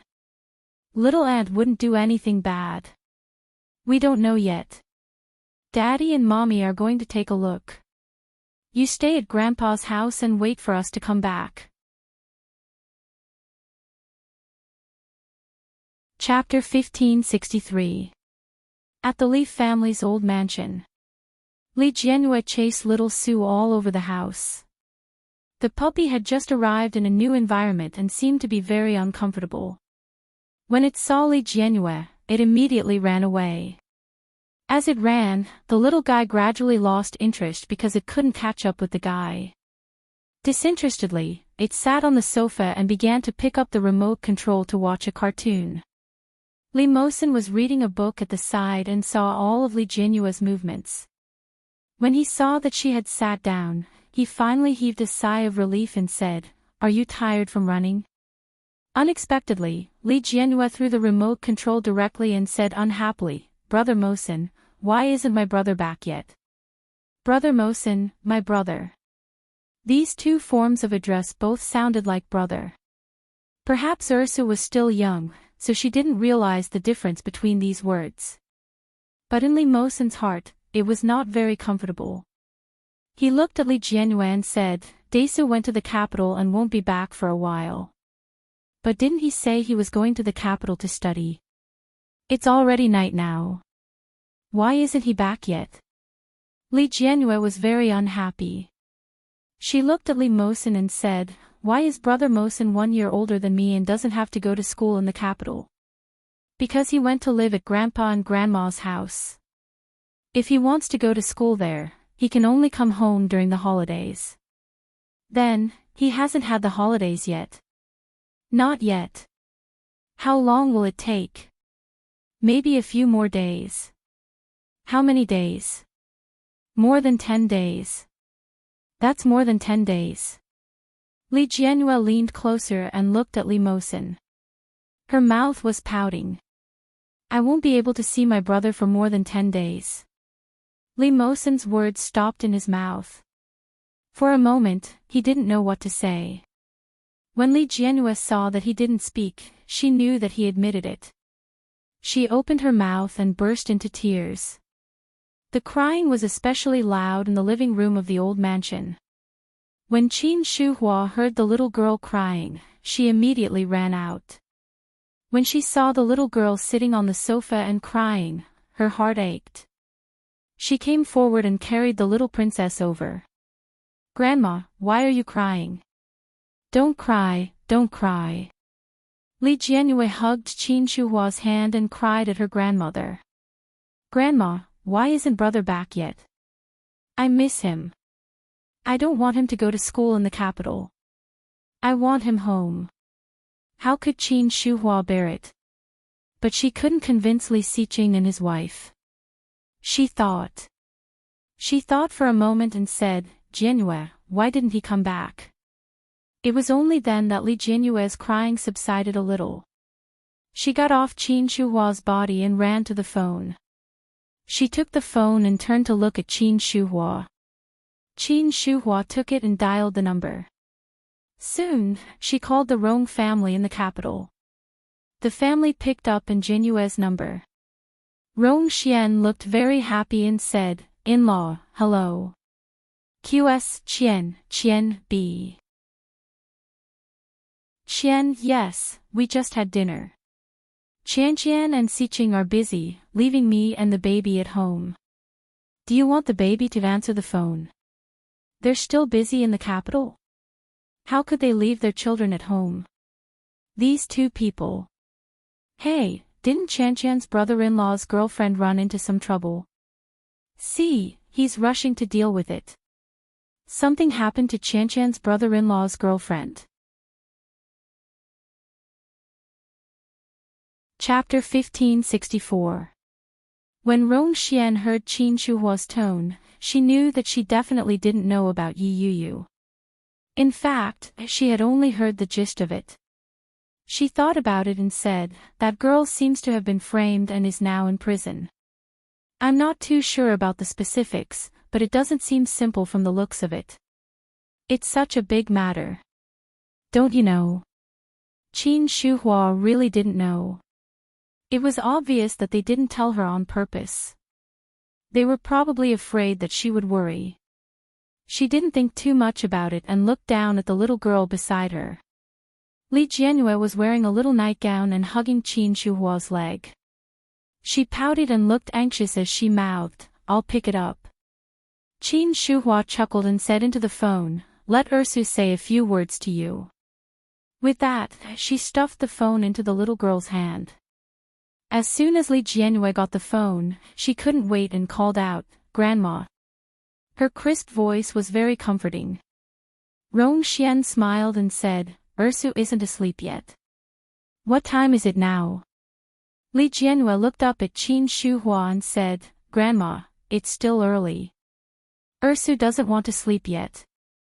"Is brother at grandma's?" "Yeah, brother finished eating and came back from a walk with grandpa. He went back to his room to sleep.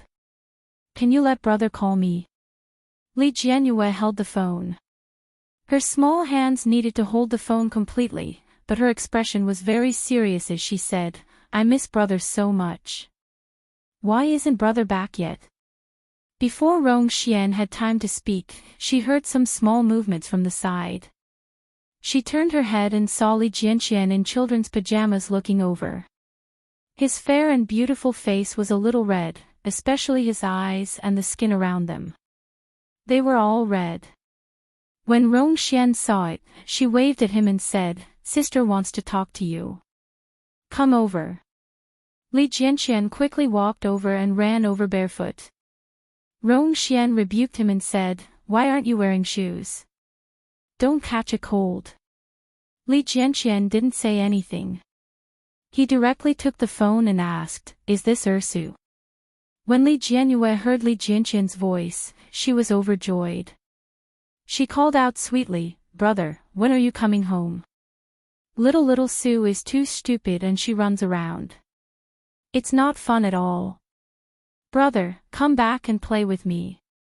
When Li Jianqian heard that, he pursed his lips and replied, "I don't know either. When Dad is willing to let me go back, then I can go back. Sleep early. Goodbye." Before Li Jianyue could say anything, Li Jianqian hung up the phone. Rongxian had just walked over with her small shoes and saw Li Jianqian's red eyes.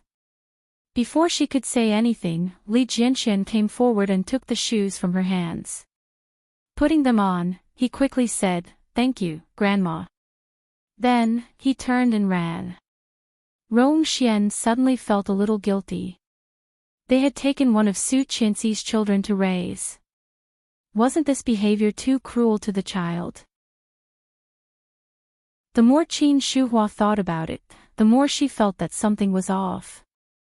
She made a call to Li Jinan, but he seemed to be very busy. It took a few more calls before he finally picked up. "Hello." Li Jinan's voice was filled with exhaustion. Chapter 1565. Li Jinan's heart skipped a beat. He straightened up and asked, "How did you know?" Qin Shuhua's heart skipped a beat when she heard that. She asked anxiously, "What happened? How did she end up in jail all of a sudden? What's going on?" Li Jinan rubbed his temples. His head was throbbing with pain. He frowned and said, "It's a long story." "How did you know? Didn't Daisy get sent to the capital by Chanqian and your second brother today?" "I just called him and heard from Chanqian's mother." Qin Shuhua had a feeling that things were not as simple as they seemed. Why would she be framed and sent to prison all of a sudden? This girl looks gentle and quiet. Could she be the kind of person who is difficult to deal with in private? For example, she might be involved in the underworld or engage in shady dealings in private. That was scary to think about. Mom, don't overthink things. It's not a big deal. It's just a little tricky. Don't worry. Qin Shuhua wasn't worried about anything. She just felt a little uneasy. Li Jinan had never been the kind of person to tell his wife things. Usually, there was something wrong with the way he covered things up. Qin Shuhua knew that she wouldn't be able to get anything out of Li Jinan. She nodded her head and said, "It's good that you know what you're doing. You can help this girl, but you have to do it within your means. I heard that she committed a crime in the capital. The capital is different from Kingstown. You have to be careful." Li Jinan held the phone in his hand. At the same time, a figure suddenly appeared in front of him. It was familiar and eye-catching. Just looking at the person made the negative emotions that Li Jinan had been suppressing for a long time resurface. He said into the phone, "Yeah, got it, Mom. I'm hanging up." After hanging up, Li Jinan held the phone in his hand. He looked at Shenluo and slowly walked forward. Shenluo didn't look in a good state of mind. The dark circles under his eyes were obvious.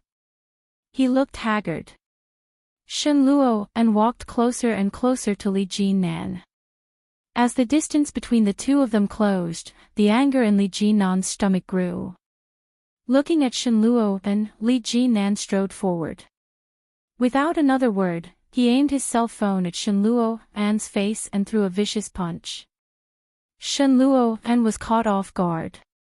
He stumbled and fell backward when he was hit in the face. Without waiting for Shenluo to regain his balance, Li Jinan followed up with another heavy punch. He did not hold back at all.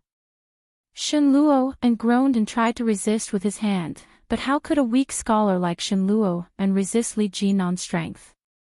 That tiny struggle was no threat to Li Jinan. After Shenluo suffered a few punches, the people around him finally noticed the commotion. The sound of footsteps came from all around. Li Jinan looked up and reached out to grab him by the collar. He yanked him up and pressed him against the wall. He roared, "You still have the face to show up, you beast." Shenluo was beaten so badly that he almost fainted. Hearing those words, he sneered coldly and wiped the corner of his mouth. Chapter 1566.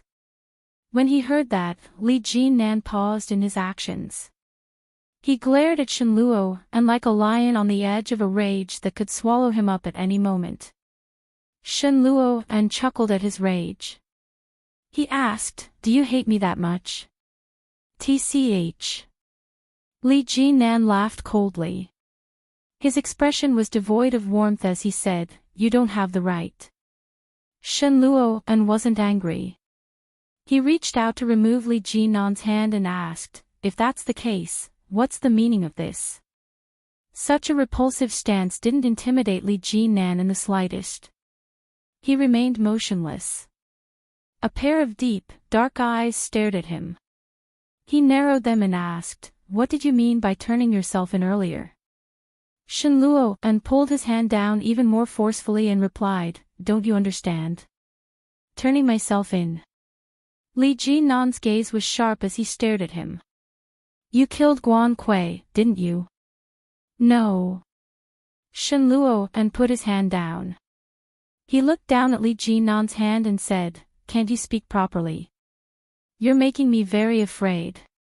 Li Jinan released his hand. Shenluo straightened his clothes and said, "Guan Kui's death has nothing to do with me. But, I know that Yi Yuyu couldn't have killed her." "Of course I know that.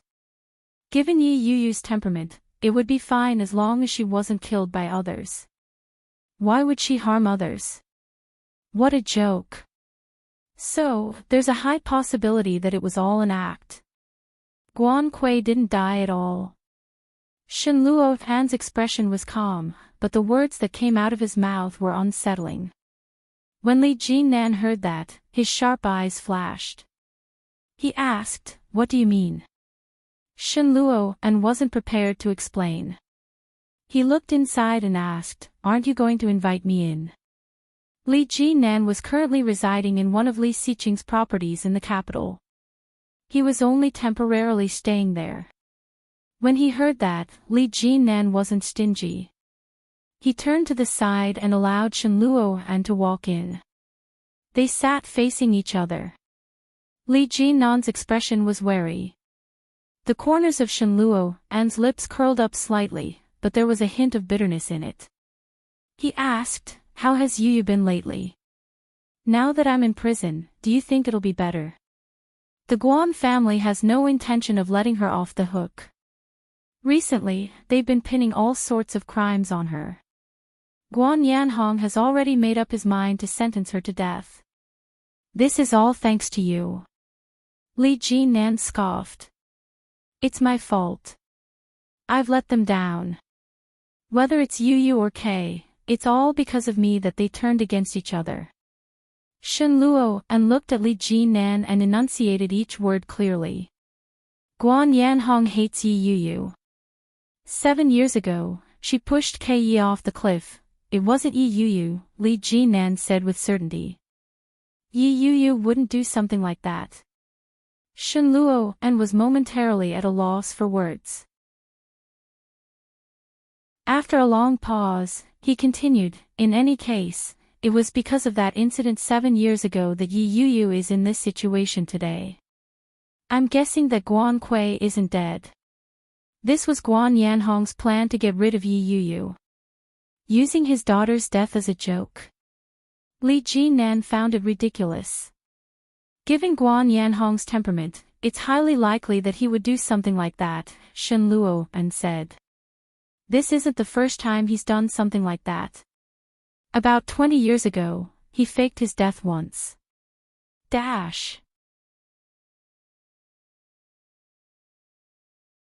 Chapter 1567. Shen Luohan's words made Li Jinnan frown. "What do you mean?" Back then, he and Guan Kui's mother were difficult to get along with. During an argument, he drove off in a fit of anger. In the end, he got into a car accident, and his car exploded. Just when everyone thought he was dead, Guan Kui's mother committed suicide. In the end, on the night of her mother's death, he returned. When Li Jinnan heard the story, he found it incredulous. When Shen Luohan saw his expression, he slowly continued, after he returned, although he looked very sad, it didn't take long for him to start having girlfriends. Later, he hooked up with a married woman. After that woman got a divorce, the two of them got married. That woman was Yu's mother, Yi Tian. Li Jinnan had heard a little about Yi Tian's family. He nodded his head and wasn't surprised.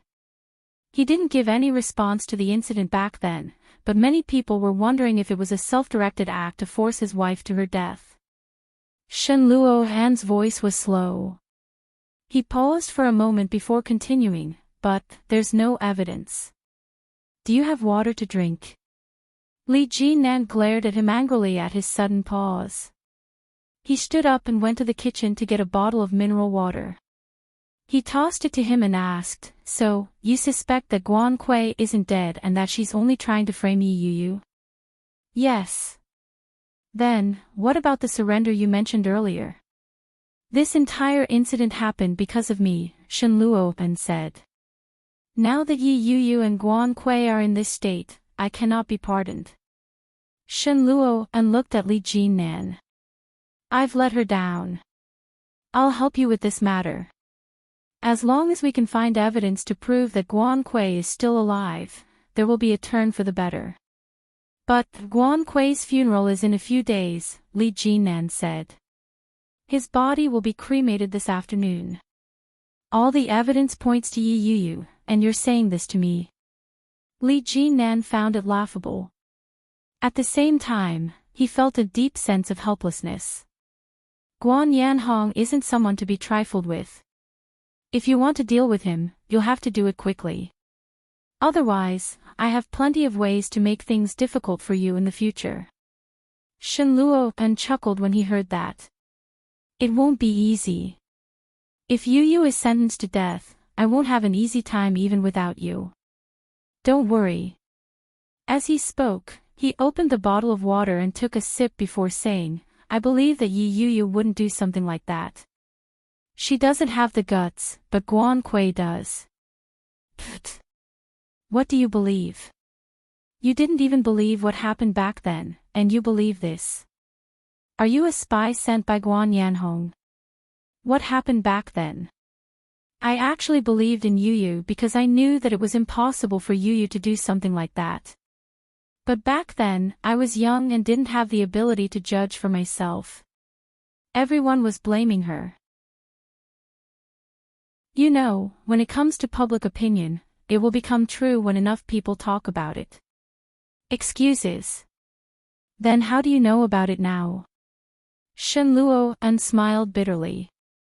Recently, I talked to Guan Kui's psychiatrist and went through all of her medical records. Li Jinan was stunned. What? Chapter 1568. She wanted to kill Yu. She wanted to be with me. Even after so many years of treatment, this obsession didn't change at all. However, when she found out that my relationship with Yu wasn't harmonious, her mental state improved a lot. She requested to be transferred to my younger brother's hospital, all so that she could be with me. Shen Luo looked at Li Jinan with a sinister expression. With a faint smile, he said, thanks to you, Yu and I got divorced. When Li Jinan saw the expression on his face, he raised his eyebrows and leaned back in his chair. Didn't you want a divorce for a long time? I merely helped you. Shouldn't you be grateful to me? That's right. Shen Luo seemed to sigh and chuckled. His expression was bitter. He had wanted a divorce for a long time, but he couldn't bring himself to do it. To Yu, a divorce was the greatest form of revenge she could take. In the past, Shen Luo had never thought that divorce could be a form of relief for Yu. Every decision he made and every word he said, he thought that it would be a great pain for Yu. When Li Jinan manipulated Guan Kui in secret and encouraged her to divorce him, Shen Luo realized that he had made a grave mistake. On the day of the divorce, he had tried to get Yu to keep him. He had asked her, Yu, don't you like me very much? Don't you love me? How did you change so quickly? If Yu had hesitated at that time, perhaps his decision would have been different. But Yu hadn't. Not only had she not, but she had avoided him like the plague. This made Shen Luo feel extremely defeated. At the same time, he felt a deep sense of defeat for an unknown reason. It was as if such a separation was a form of relief for Yu and not a form of pain and torment. This was different from what Shen Luo had expected. The difference was huge. Li Jinan looked at him deeply and enunciated each word clearly. No matter what your relationship was in the past, Yu is now divorced from you. To you, she is nothing more than an ex-wife. You're wrong. To me, Yu is not only my ex-wife, but also my childhood sweetheart, my first love. I've let her down. You're the one who let her down, Li Jinan said. If it weren't for the lousy suitors you attracted, Yu wouldn't have ended up like this. His words weren't polite at all. Scum like you should go to hell. I will, but now is not the time for me to go to hell. I will help you clear Yu's name. I'm ready. Shen Luo looked at Li Jinan. Before Li Jinan could speak, the phone in his pocket suddenly rang. Li Jinan looked at him. His gaze was deep as he said, I hope you're right. Really? Then, she picked up the phone and saw the name on it, Lawyer Yi. Mr. Li, something happened to Miss Yi. I need you to come over. Li Jinnan's heart skipped a beat. He immediately became alert and asked, what's going on? Miss Yi fainted today and was just sent to the hospital. According to the female police officer's reaction, Miss Yi might be pregnant. Chapter 1569. Pregnant. Those 3 words were like a bomb to Shenluo's ears. Caught off guard, all of his defenses, all of his fortresses, were blown to smithereens. Pregnant. Yi Yu is pregnant. Li Jinan took a long time to react before bursting out in laughter. Pregnant. That means that Guan Yanhong wants to frame her. No matter how he tries to pull strings, it's impossible to sentence him to death. Lawyer Yi was silent when he heard that. Shouldn't most men's first reaction be, I'm pregnant. I'm going to be a father. Why is it different when it comes to Li Jinan? The first thing that comes to mind isn't the child, but the mother of the child doesn't have to die. Lawyer Yi paused for a moment before replying, from a legal perspective, that's true. Yeah. Li Jinnan's heartbeat sped up. He was overwhelmed with excitement, but his rationality kept his emotions under control. You have to take good care of her. It doesn't matter how you pull strings. You have to keep an eye on her. I'm afraid Guan Yanhong won't let this go easily. Don't worry, Mr. Li, leave it to me. There won't be a problem. Lawyer Yi already had a comprehensive plan. I'll need your cooperation. Yeah, I know what I'm doing. The smile on Li Jinnan's face faded. His eyes were as cold as ice. No matter what, she's my woman and my child. I won't let them stay in jail for long. My woman, my child. My woman, my child. When Shenluo heard that, he felt a little dazed. Yi Yuyu's smile was like a flower in front of him. She had followed him relentlessly, calling him Brother Luo, and with a sweet smile. Time flew by. More than a decade had passed. They had fallen in love, been in love, and hated each other. From marriage to divorce, every step and every day was vivid in his mind. Even though they were divorced, Shenluo still didn't feel that there was much distance between them. Now that he could personally feel Li Jinnan's joy, he felt as if he had just woken up from a dream. She was different after all. The little girl who had followed him all those years ago and called him Brother Luo, and was no longer the same. She had become someone else's woman. It was he, Shenluo, who had pushed her away. At this point, Shenluo's heart was filled with mixed feelings. The joys, sorrows, bitterness, and spiciness all fused together in his chest in an uncontrollable manner. Li Jinnan hung up the phone and turned around to see Shenluo's expression. She narrowed her eyes slightly, but before she could say anything, she heard Shenluo say with a bitter laugh, "Congratulations." The joy that Li Jinnan had suppressed once again surged out of control. The corners of his lips curled up in a proud smile. He nodded his head slightly and said, "Thank you." Shenluo stood up and said, "I'm leaving now. Call me if there's any progress." Li Jinan didn't say anything. He stood up and walked him out the door. As for Shenluo, he glanced at him and chuckled. Yu is a good girl. I hope you'll treat her well. Don't worry. I'm not a scumbag. Li Jinan smiled. Have a safe trip. Shenluo chuckled and looked ahead. A gust of wind blew gently, lifting up his hair and entering his eyes. Chapter 1570. With that, Shenluo walked away with light steps. His back was facing Li Jinan. His figure was lean and straight. Li Jinan watched his back and slowly said, "Thank you." His voice was very soft. When Shen Luo heard that, he paused. He didn't look back. Instead, he looked straight ahead and walked at a steady pace. What? She's pregnant.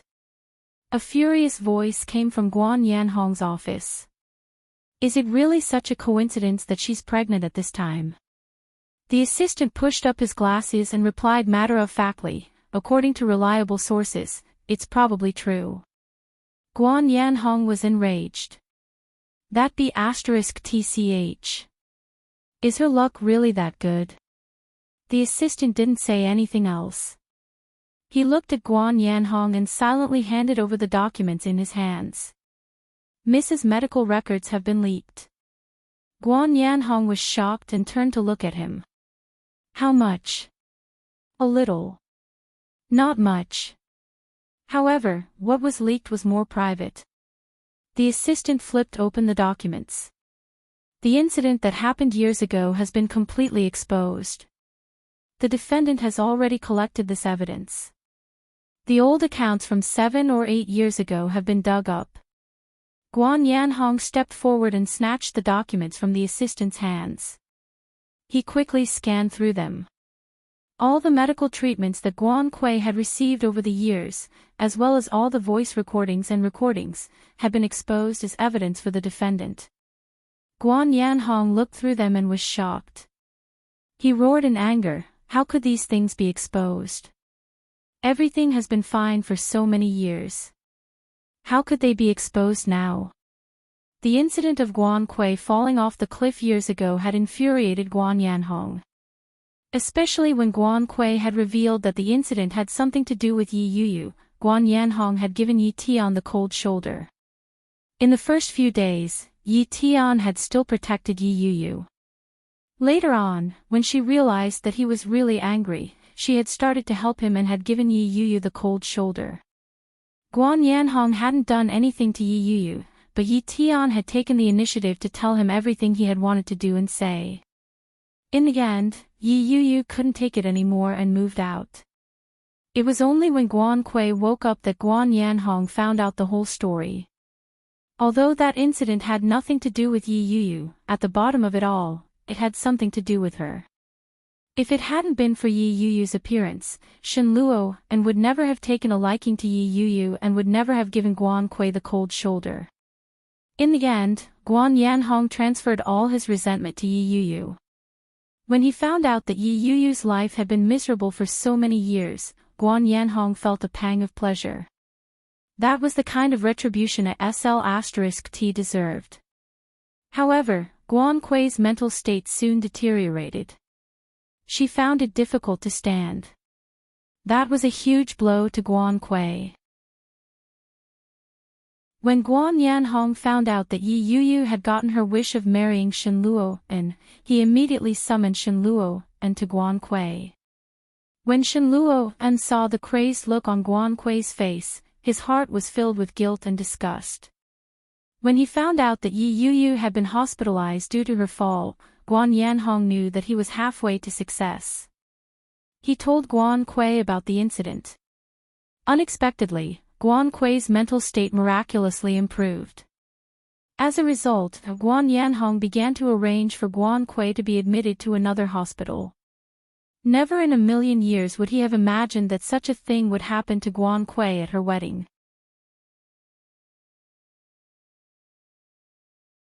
Chapter 1571. If it hadn't been for Yi Yuyu, his daughter would still be alive. She would still be by his side. No. I don't care what you do. I'm going to kill Yi Yuyu. Isn't she pregnant? I'm going to make that ** have an abortion. Guan Yanhong clenched his teeth as he gripped the document in his hand. Soon, the paper was wrinkled. He stared at his assistant and enunciated each word clearly. I'm going to make her pay. The assistant nodded his head and pushed up his glasses. With an indifferent expression, he said, I'll make the arrangements. When Guan Yanhong heard his assistant's words, he laughed mirthlessly.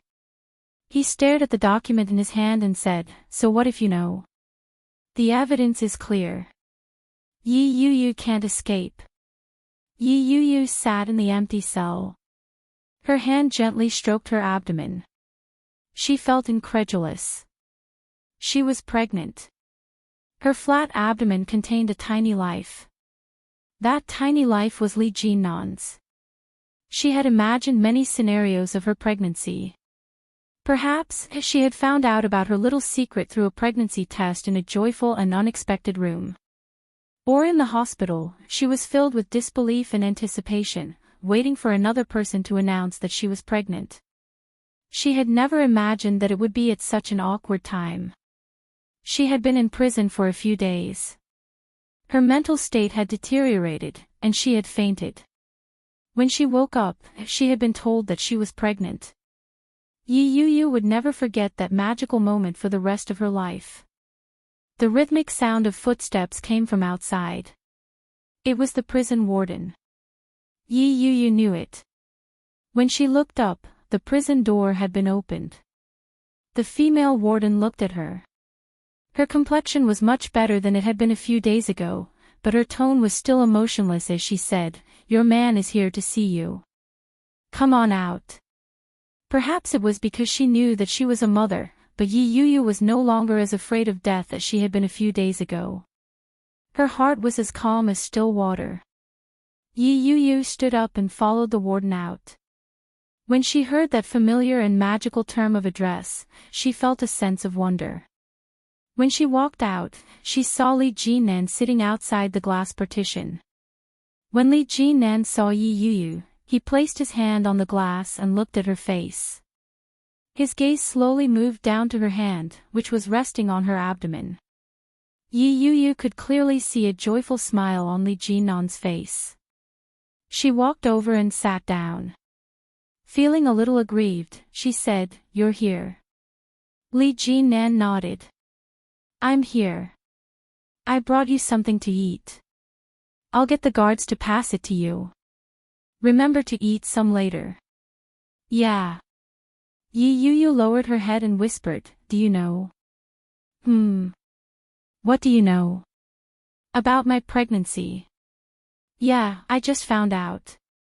Li Jinnan's eyes crinkled as he said, "The timing is right." "So, are the things you bought for me supplements for pregnant women?" "Yes." "So, you're taking care of your child, not me." Yi Yu felt even more aggrieved.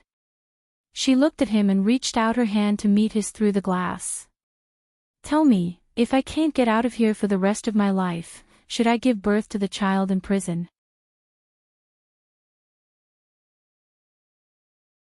Chapter 1572. Dignified. Yi Yu repeated the words. "What do you mean by dignified?" "We're pregnant before marriage, and given my current situation, I'll get you out," Li Jinnan said. "When the time comes, we'll get married. When you're out, I'll start making arrangements. I won't let you give birth to a child without a title. My wife and my child must receive everyone's blessings. Yi Yu, I'll marry you." He gazed at Yi Yu with a serious expression. Yi Yu's heart raced. She was surrounded by darkness. In the dry and emotionless prison cell, it was as if it was suddenly filled with radiance. It was all because of the man in front of her. Yi Yu's heart raced. She looked at him and asked, "Are you sure you can do it?" "Yes." Li Jinnan's voice was calm as he looked at her hand. His eyes were filled with regret and loneliness. "I really want to hug you and touch our child. Even if it's just your hand, I'd be happy." Yi Yu felt the same way. This layer of glass separated them from each other. They were so close, but they couldn't touch each other. This feeling of distance was unbearable. Yi Yu looked at Li Jinnan and pursed her lips. She asked, "What about your mother after I get out? You even have her grandchild." "She won't reject it," Li Jinnan said. "What if?" "There's no what if. Even if she doesn't accept it, my grandfather won't sit idly by." Li Jinan's eyes shone like stars as he slowly said, "I'll get you out. Don't be afraid. It won't be long." "I'm not afraid." Yi Yuyu's face heated up. "I believe you, but I'm afraid that when I get out, the child will grow up. What if I can't fit into the wedding gown?" Yi Yuyu's voice grew softer. As she spoke, she looked at him and asked in a small voice, "Am I thinking too much?" "No. That's a problem," Li Jinan said. His brows furrowed in thought. "In that case, I'll have to get you out as soon as possible. When the time comes, we'll deal with it quickly. What do you think? Marriage needs to be settled quickly." Yi Yuyu was a little taken aback. A wedding should be a little more exquisite. Not only did it have to be exquisite, it had to be romantic and sensational. Could it be that Li Jinan wants us to just get a marriage certificate and be done with it? Just like when she was with Shenluo and...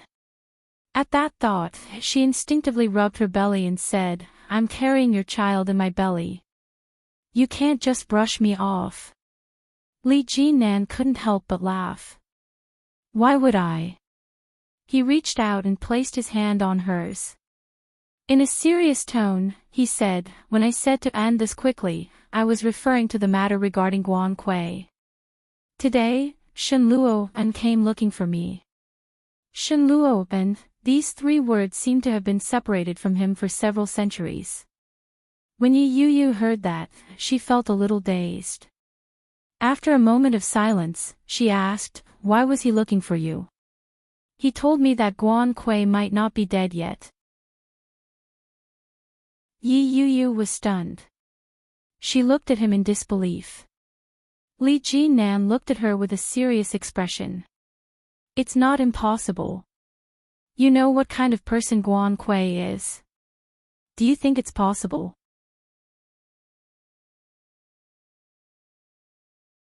Chapter 1573. When Li Jinan heard that, his eyes darkened. "How did you know?" "I know Guan Yanhong very well.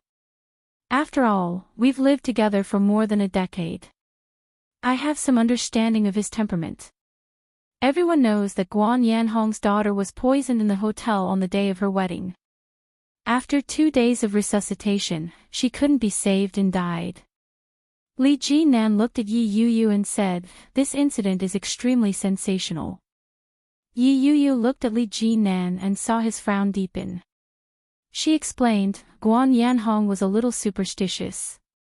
If Guan Kui was still alive, he would never have held a funeral for her. To Guan Yanhong, such a thing is extremely inauspicious. There is no way he is still alive." Li Jinan's frown deepened.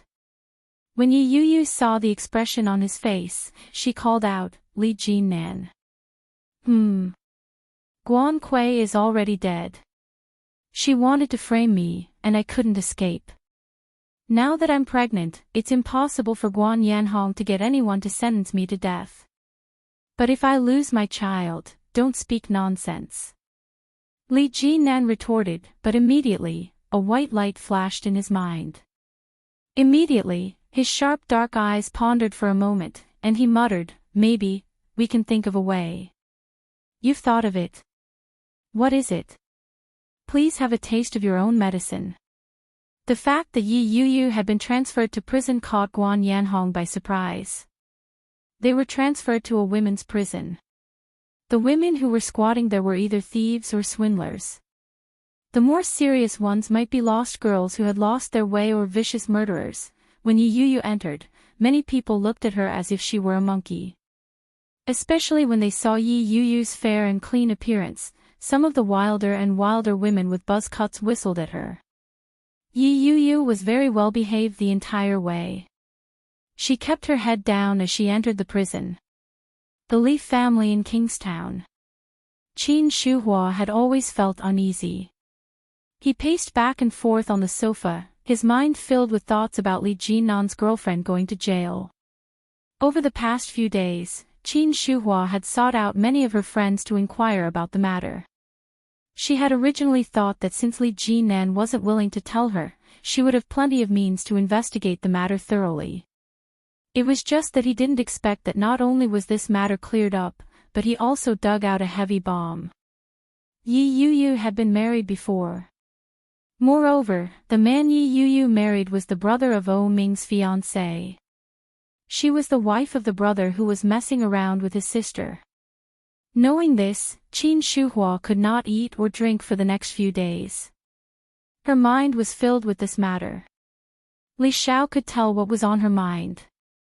After asking a little, Qin Shuhua told him everything with a sad face. After hearing this, Li Xiao was silent for a while. Qin Shuhua panicked when she saw that. She immediately said, "Of course we can't let a woman like that be together. Jinan doesn't have much experience. A woman like that is very scheming. If he ends up being fooled by her, who is he going to complain to?" When Li Xiao heard that, he fell silent again. After a long while, he said, "Do you think it's more likely that she's lying to Jinan, or that Jinan is lying to her?" Chapter 1574. Good boy. Li Xiao smiled and shook his head at Qin Shuhua.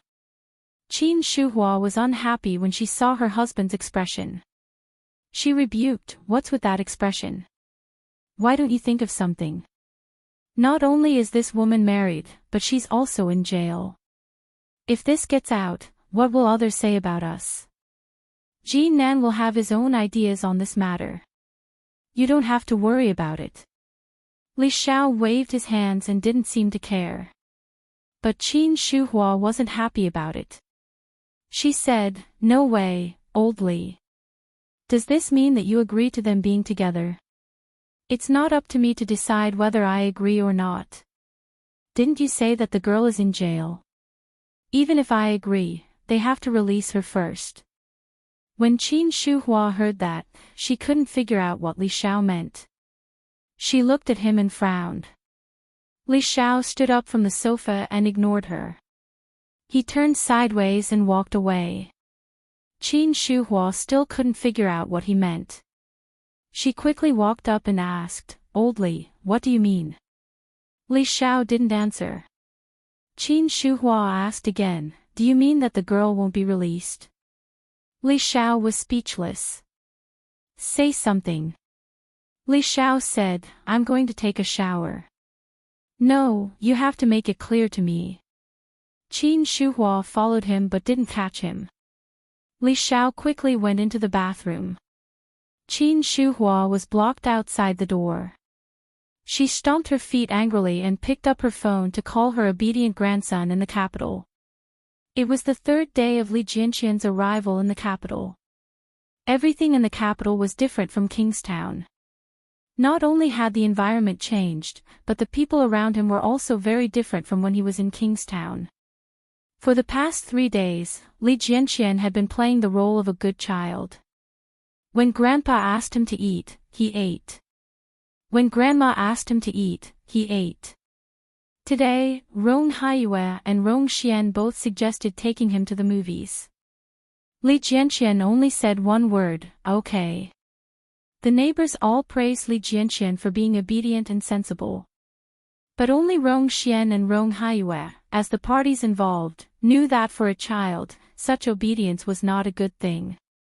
Once again sitting face to face with his wife, Rong Haiyue frowned and said, "Xian, is it not good for us to treat the child like this?"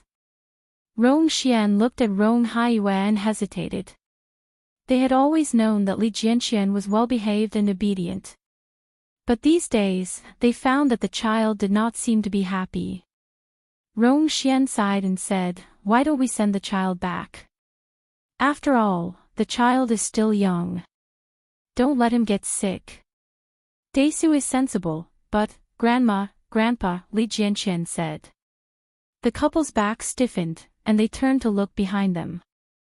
Li Jianqian walked over in thin cotton slippers and asked, "Don't you like me?" Hearing this, they knew that the child must have heard something, and they all looked a little embarrassed. At the same time, he felt guilty. Rong Haiyue reached out to Li Jianxian and said, "Desu, come here." Li Jianxian followed the instructions and walked over, as obedient as a puppet. His expression was wooden and there was not much fluctuation. It was just that compared to his father, he was less cold and more tender.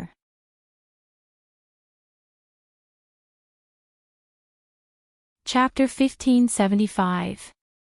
Go back to Kingstown. Li Jianxian was still young and didn't know how to hide his emotions. When he heard those words, his eyes immediately lit up. Rong Haiyue and Rong Xian were both smart. When they saw his expression, they knew that he definitely wanted to go back. But unexpectedly, Li Jianxian's eyes immediately dimmed. He shook his head and slowly said, "No." Rong Xian was a little surprised. "Do you mean you don't want to stay with Grandpa and Grandma, or don't want to go back to Kingstown?" Rong Haiyue had the same doubts. He reached out and put his hand on the little guy's shoulder. "Don't be afraid of Grandpa and Grandma's anger. If you don't want to stay here, we will send you back to Kingstown now. When Grandpa and Grandma retire, we will go to Kingstown to live for a while. At that time, we can be together again."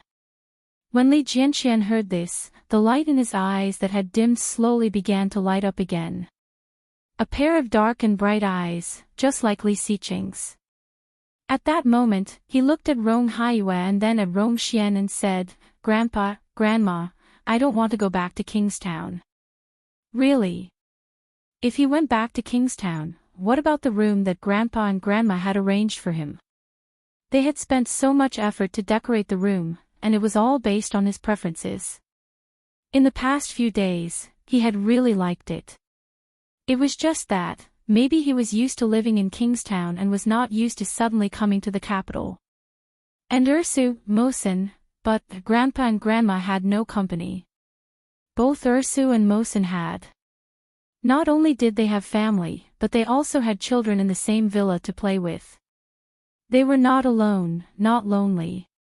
But Grandpa and Grandma couldn't. They were old, and they needed someone to accompany them. Li Xiqing said that this was what the Li family owed them.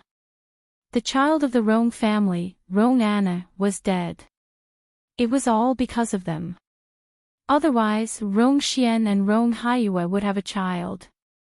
Although Li Jianxian was young, he also knew the principle of a son paying his father's debts. A pair of eyes looked at Rong Xian and said, "Grandma, I think life in the capital is very good. I may have just arrived and I am not used to it, but I think Grandma's cooking is very delicious. I like it very much." Rong Xian looked at the 5-year-old child and reached out to touch his little head. "Really? Don't lie to Grandma." "I won't." Li Jianxian looked at Rong Xian and smiled. Great-grandfather said that people live in this world, but only for a few decades, must not be wronged. Hearing such mischievous words, Rong Xian chuckled and rubbed his head. "Your great-grandfather is right. If you ever feel uncomfortable at grandmother's house, you can tell us at any time. Grandfather and I will send you back." Li Jianxian mimicked Li Jinyue's and laughed. With a carefree expression, he said, "Don't worry. I'll definitely tell you." Rong Haiyue also chuckled. When he was about to say something, the phone at home rang. He picked up the phone. It was the Li family of Kingstown. "Jianxian, it's Grandma. Come and answer the phone." Rong Haiyue waved his hand, and soon Li Jianxian walked over, picked up the phone, and called out, "Grandma." Hearing her obedient grandson's voice, Qin Shuhua's reluctance to part with him was aroused again. "Desu, how are you doing in the capital?"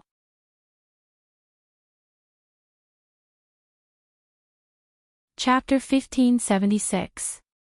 Qin Shuhua was even more reluctant to part with her grandson when she heard how sensible he was. Holding the phone, her eyes felt a little warm as she said, "Then you have to study hard. Grandma is waiting for you." Li Jianxian was very sensible. But it was also because of this that Qin Shuhua felt a little distant from this child. This child was not like a child at all. After exchanging a few more pleasantries with the child, Qin Shuhua hung up the phone. Li Jianyue and Li Mosin had both returned to Yuxiu. After Qin Shuhua hung up the phone, she felt bored. She loosened her muscles and walked around. When she walked into the backyard, Captain Li was in the gazebo. Looking from afar, the figure that was originally as straight as a javelin had unknowingly become a little stooped. His thick hair had all turned white, and his face was covered with layers of wrinkles. As he got older, his originally majestic back view was covered with the vicissitudes of time. As if sensing Qin Shuhua's arrival, Li Sun looked up. A pair of old eyes were covered with a layer of white haze. They were turbid yet filled with wisdom that was hard to comprehend. Seeing Qin Shuhua, Li Sun chuckled and waved at her. "Come here." Decades had passed, but when Qin Shuhua saw Li Sun, she always felt an indescribable sense of nervousness. This feeling had existed since she married Li Xiao until now. At that moment, when she saw Li Sun waving at her, Qin Shuhua unconsciously straightened her back and walked toward the gazebo. The stone table in the gazebo was covered with high-quality rice paper. On the table, there was paper, brush, ink, and ink. Captain Li's withered hand held a brush as the paper danced in the air. But it was obvious that the strength of the writing was far from what it used to be. "Dad. I remember that your handwriting is very good. Help me write a few words." Li Sun handed the brush to Qin Shuhua and said, "I'm old. I can't even write properly." "That's nonsense. It's very good." Qin Shuhua took the brush. "Who can write such good calligraphy nowadays?" Captain Li had written a sentence, "strength to move mountains and unparalleled." But he only wrote 5 words. The word unparalleled was left blank. Qin Shuhua bent over and started writing. The old man looked at her brush through his muddy glasses and chuckled. "It's been hard on you all these years." Qin Shuhua stopped writing and looked up at Li Sun. The old man didn't seem to notice that she was looking at him. His eyes didn't move away. He said, "Li Xiao doesn't like to manage things. He thinks it's troublesome. He needs someone to worry about everything. Although you are a woman, there are many things in the family that you can make the right decisions." The old master said earnestly. "The children have all grown up and have their own families. I was originally most worried about Bei Xing, but I didn't expect that Bei Xing would already have a family. Next up would be Jean Nan." Captain Shen looked at Qin Shuhua. His eyes were filled with uncertainty, but he smiled faintly. "The children will have their own blessings. No matter what kind of girl Jean Nan finds, as his elders, we shouldn't interfere too much. Jean Nan naturally has his own plans for who he chooses and who she is." Dad.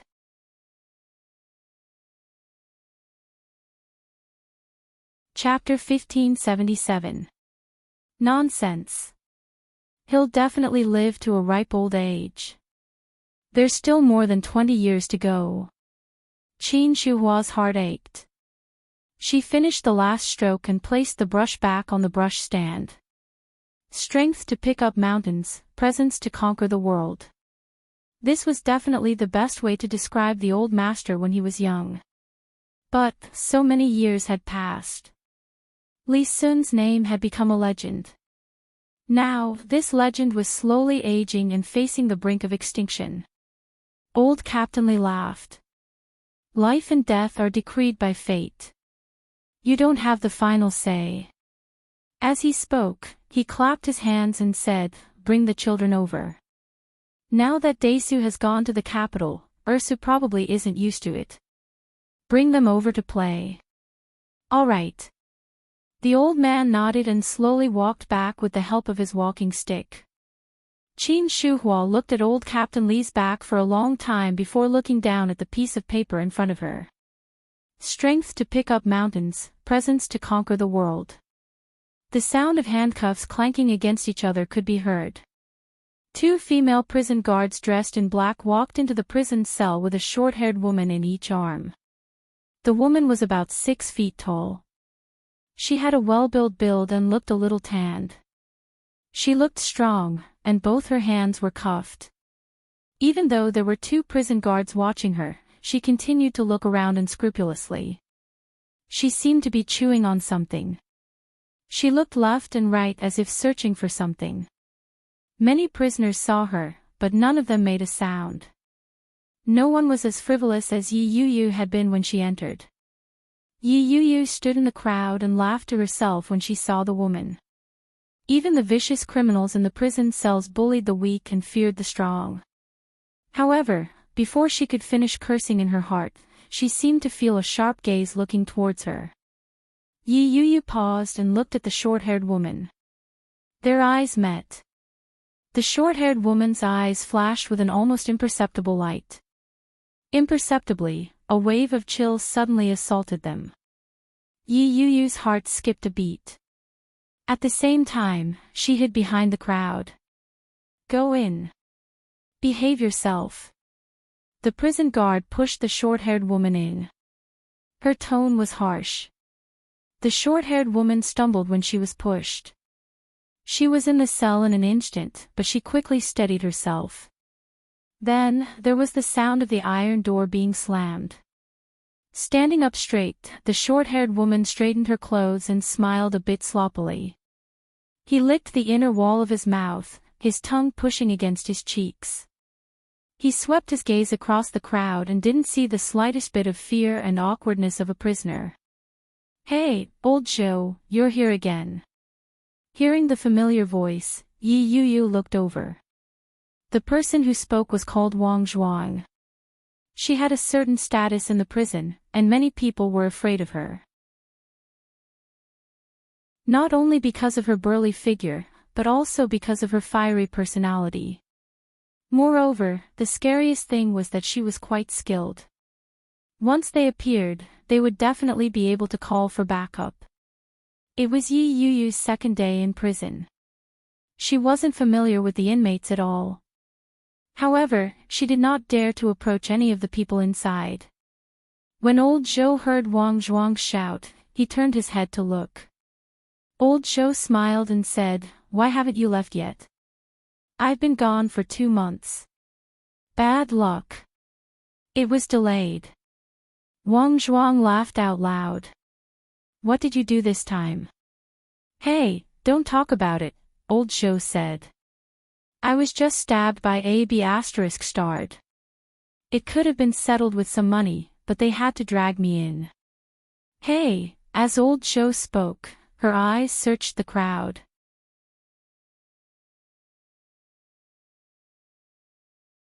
Chapter 1578. Lao Zhou's gaze drifted over. When she saw Yi Yu, she seemed to smile. She quickly shifted her gaze to Wang Zhuang and asked, "Do you have any cigarettes?" Wang Zhuang laughed coldly and waved her hand. The person behind her immediately walked over and took out a pack of cigarettes. However, Elder Zhou wasn't polite at all. He lowered his eyes and took a look. Then, he snatched the entire pack of cigarettes. The girl behind Wang Zhuang was a little confused and looked at Wang Zhuang instinctively. When Wang Zhuang saw her expression, she sneered and said, "Look at you. Can't Sister Zhou take a pack of cigarettes?" The girl immediately lowered her head and said, "I wouldn't dare." Wang Zhuang patted the girl's arm and said, "From now on, call me Sister Zhou. With Sister Zhou's protection, you'll have a good life." Lao Zhou lit up a cigarette and grinned. Holding the cigarette between her fingers, Lao Zhou blew out a ring of smoke and said, "Don't stand on ceremony. In the future, remember to bring out all the good food, fun things, and easy things to bully. I've acknowledged you as my sister." Wang Zhuang was very happy and replied, "Of course. Based on our current relationship, there's no need for such formalities." However, I've found a particularly fun woman the past few days. Oh. What does she look like? She's a prostitute. She was caught in the labor camp during the anti-prostitution crackdown. She has a big ass and big breasts, a oval face, and fair skin. She's a high-class chicken. Wang Zhuang lit a cigarette and smiled with desire. She gestured to the person beside her and said, "Go catch that chicken and let Sister Zhou take a look."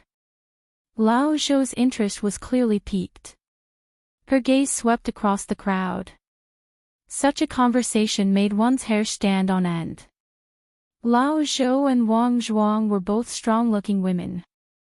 Their hair had been shaved to a buzz cut. Their bodies were flat, and they looked fierce. If not for the fact that they were in a women's prison, it would have been difficult to associate them with the word woman. Many people had already begun to avoid them. Yi Yuyu turned around and walked to a corner. Soon, the high-class chicken that Wang Zhuang had mentioned was caught. She seemed to have been caught out of the blue and looked a little scared. When she saw that it was Wang Zhuang, she forced a smile and said, "Wang. Sister Wang, why are you looking for me?" Yi Yuyu looked at her and realized that her figure was indeed very good. She was tall and curvaceous. Her face looked very delicate, but her facial features were a little stiff. One look was enough to tell that her face had undergone surgery. At this moment, when he smiled with much difficulty, he actually couldn't be considered good-looking. However, Lao Zhou's gaze stopped on her large breasts. He said, "Not bad indeed. Come here and let me touch them." The woman was a little reluctant, but under Wang Zhuang's threatening gaze, she braced herself and walked up. Lao Zhou's hand was not courteous at all.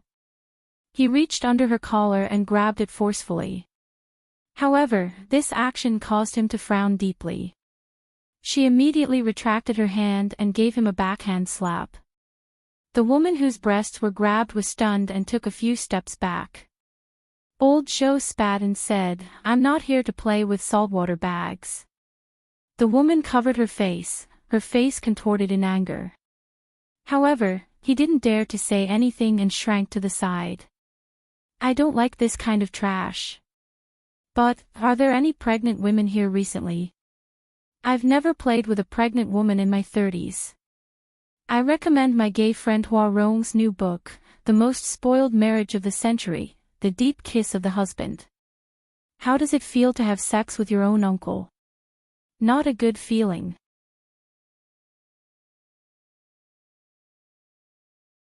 Chapter 1579. Pregnant Woman. The smile on Wang Zhuang's face froze. It's one thing for him to be naughty outside, but now that he's in prison, he still wants to play with a pregnant woman. Isn't that a little too hardcore? What's so fun about pregnant women? In this prison, they can't eat well or sleep well. Their complexions are all terrible. They're ugly to look at. They're worse than this. One of Wang Zhuang's subordinates spoke with a nonchalant expression. When Lao Zhou heard that, she turned her head and glanced at her. Her gaze was different from the ferocious look that Wang Zhuang had after spending so much time in prison. Instead, it was a kind of viciousness and hostility that she had never seen before. The person who spoke subconsciously took a step back, a little afraid. Lao Zhou didn't say anything when she saw that. She looked back at Wang Zhuang and asked, "Is there one?" "Yes, but it's already pitiful enough that the mother is locked up here." "You, pitiful." Lao Zhou acted as if she had heard a joke and said, "Which one of the people locked up here hasn't done something wrong?" Wang Zhuang still couldn't bear it. "But, what are you pretending for? Who doesn't know that you've killed a few chickens before? Are you trying to show mercy now?" Lao Zhou's words were very direct. Wang Zhuang's expression darkened, but he still waved his hand and ordered his subordinates to look for her. In this prison, other than the warden, Wang Zhuang was the boss. It was obvious that Wang Zhuang respected Lao Zhou very much. Or perhaps, it was fear. Yi Yu wasn't the only one who could tell. Everyone else could as well. There weren't many pregnant women in the prison. There were more than 100 prisoners in the prison, but only 1 or 2 of them were pregnant. One of the subordinates brought over a pregnant woman who looked to be 7 or 8 months pregnant. It was obvious that the woman didn't know what was going on. She looked at Wang Zhuang with fear and respect in her eyes as she asked, "Sister Wang, what's the matter?" Wang Zhuang didn't dare look at her and replied, "This is Sister Zhou." "Greetings, Sister Zhou." The pregnant woman looked at Lao Zhou and smiled as she greeted, "Hello, Sister Zhou." Lao Zhou flicked the ash from her cigarette. Her face was filled with satisfaction as she looked at her belly. The pregnant woman felt a chill run down her spine when she was stared at like that. She subconsciously reached out and touched her belly. "Your belly button is protruding. Are you going to give birth?" The pregnant woman smiled. "Not yet. I still have about 2 more months." "Oh." Old Zhou's smile deepened. "That's good." The pregnant woman was stunned, not understanding what was going on. "Come with me, I'll give you a gift." When the pregnant woman heard this, she immediately waved her hand. "It's okay, Sister Zhou. You're too polite, you're welcome. We'll be family from now on." Oh, Zhou turned around and grabbed the pregnant lady's hand. "You'll like it." The pregnant woman felt uneasy, but she didn't dare to resist and followed them in. Yi Yu was at the back of the crowd. As she listened, she felt a chill run down her spine. She didn't know why, but she seemed to feel that old Zhou was watching her. It was as if she had come specifically to find him. Moreover, the moment he came in, he asked for the pregnant woman by name, and his gaze kept lingering on her. This really made people think more about it. Yi Yu's heart had been hanging by a thread from the very beginning. This kind of uncertain hidden danger was very uncomfortable. You're tuning into the Dreamy Chapters YouTube channel. We're so grateful for your support, and don't forget to subscribe to join us on this incredible journey through captivating stories. Your generosity through donations truly makes a world of difference, as it's the primary source of revenue that allows me to expand and enhance this channel for you. Thank you from the bottom of my heart for being a part of this adventure.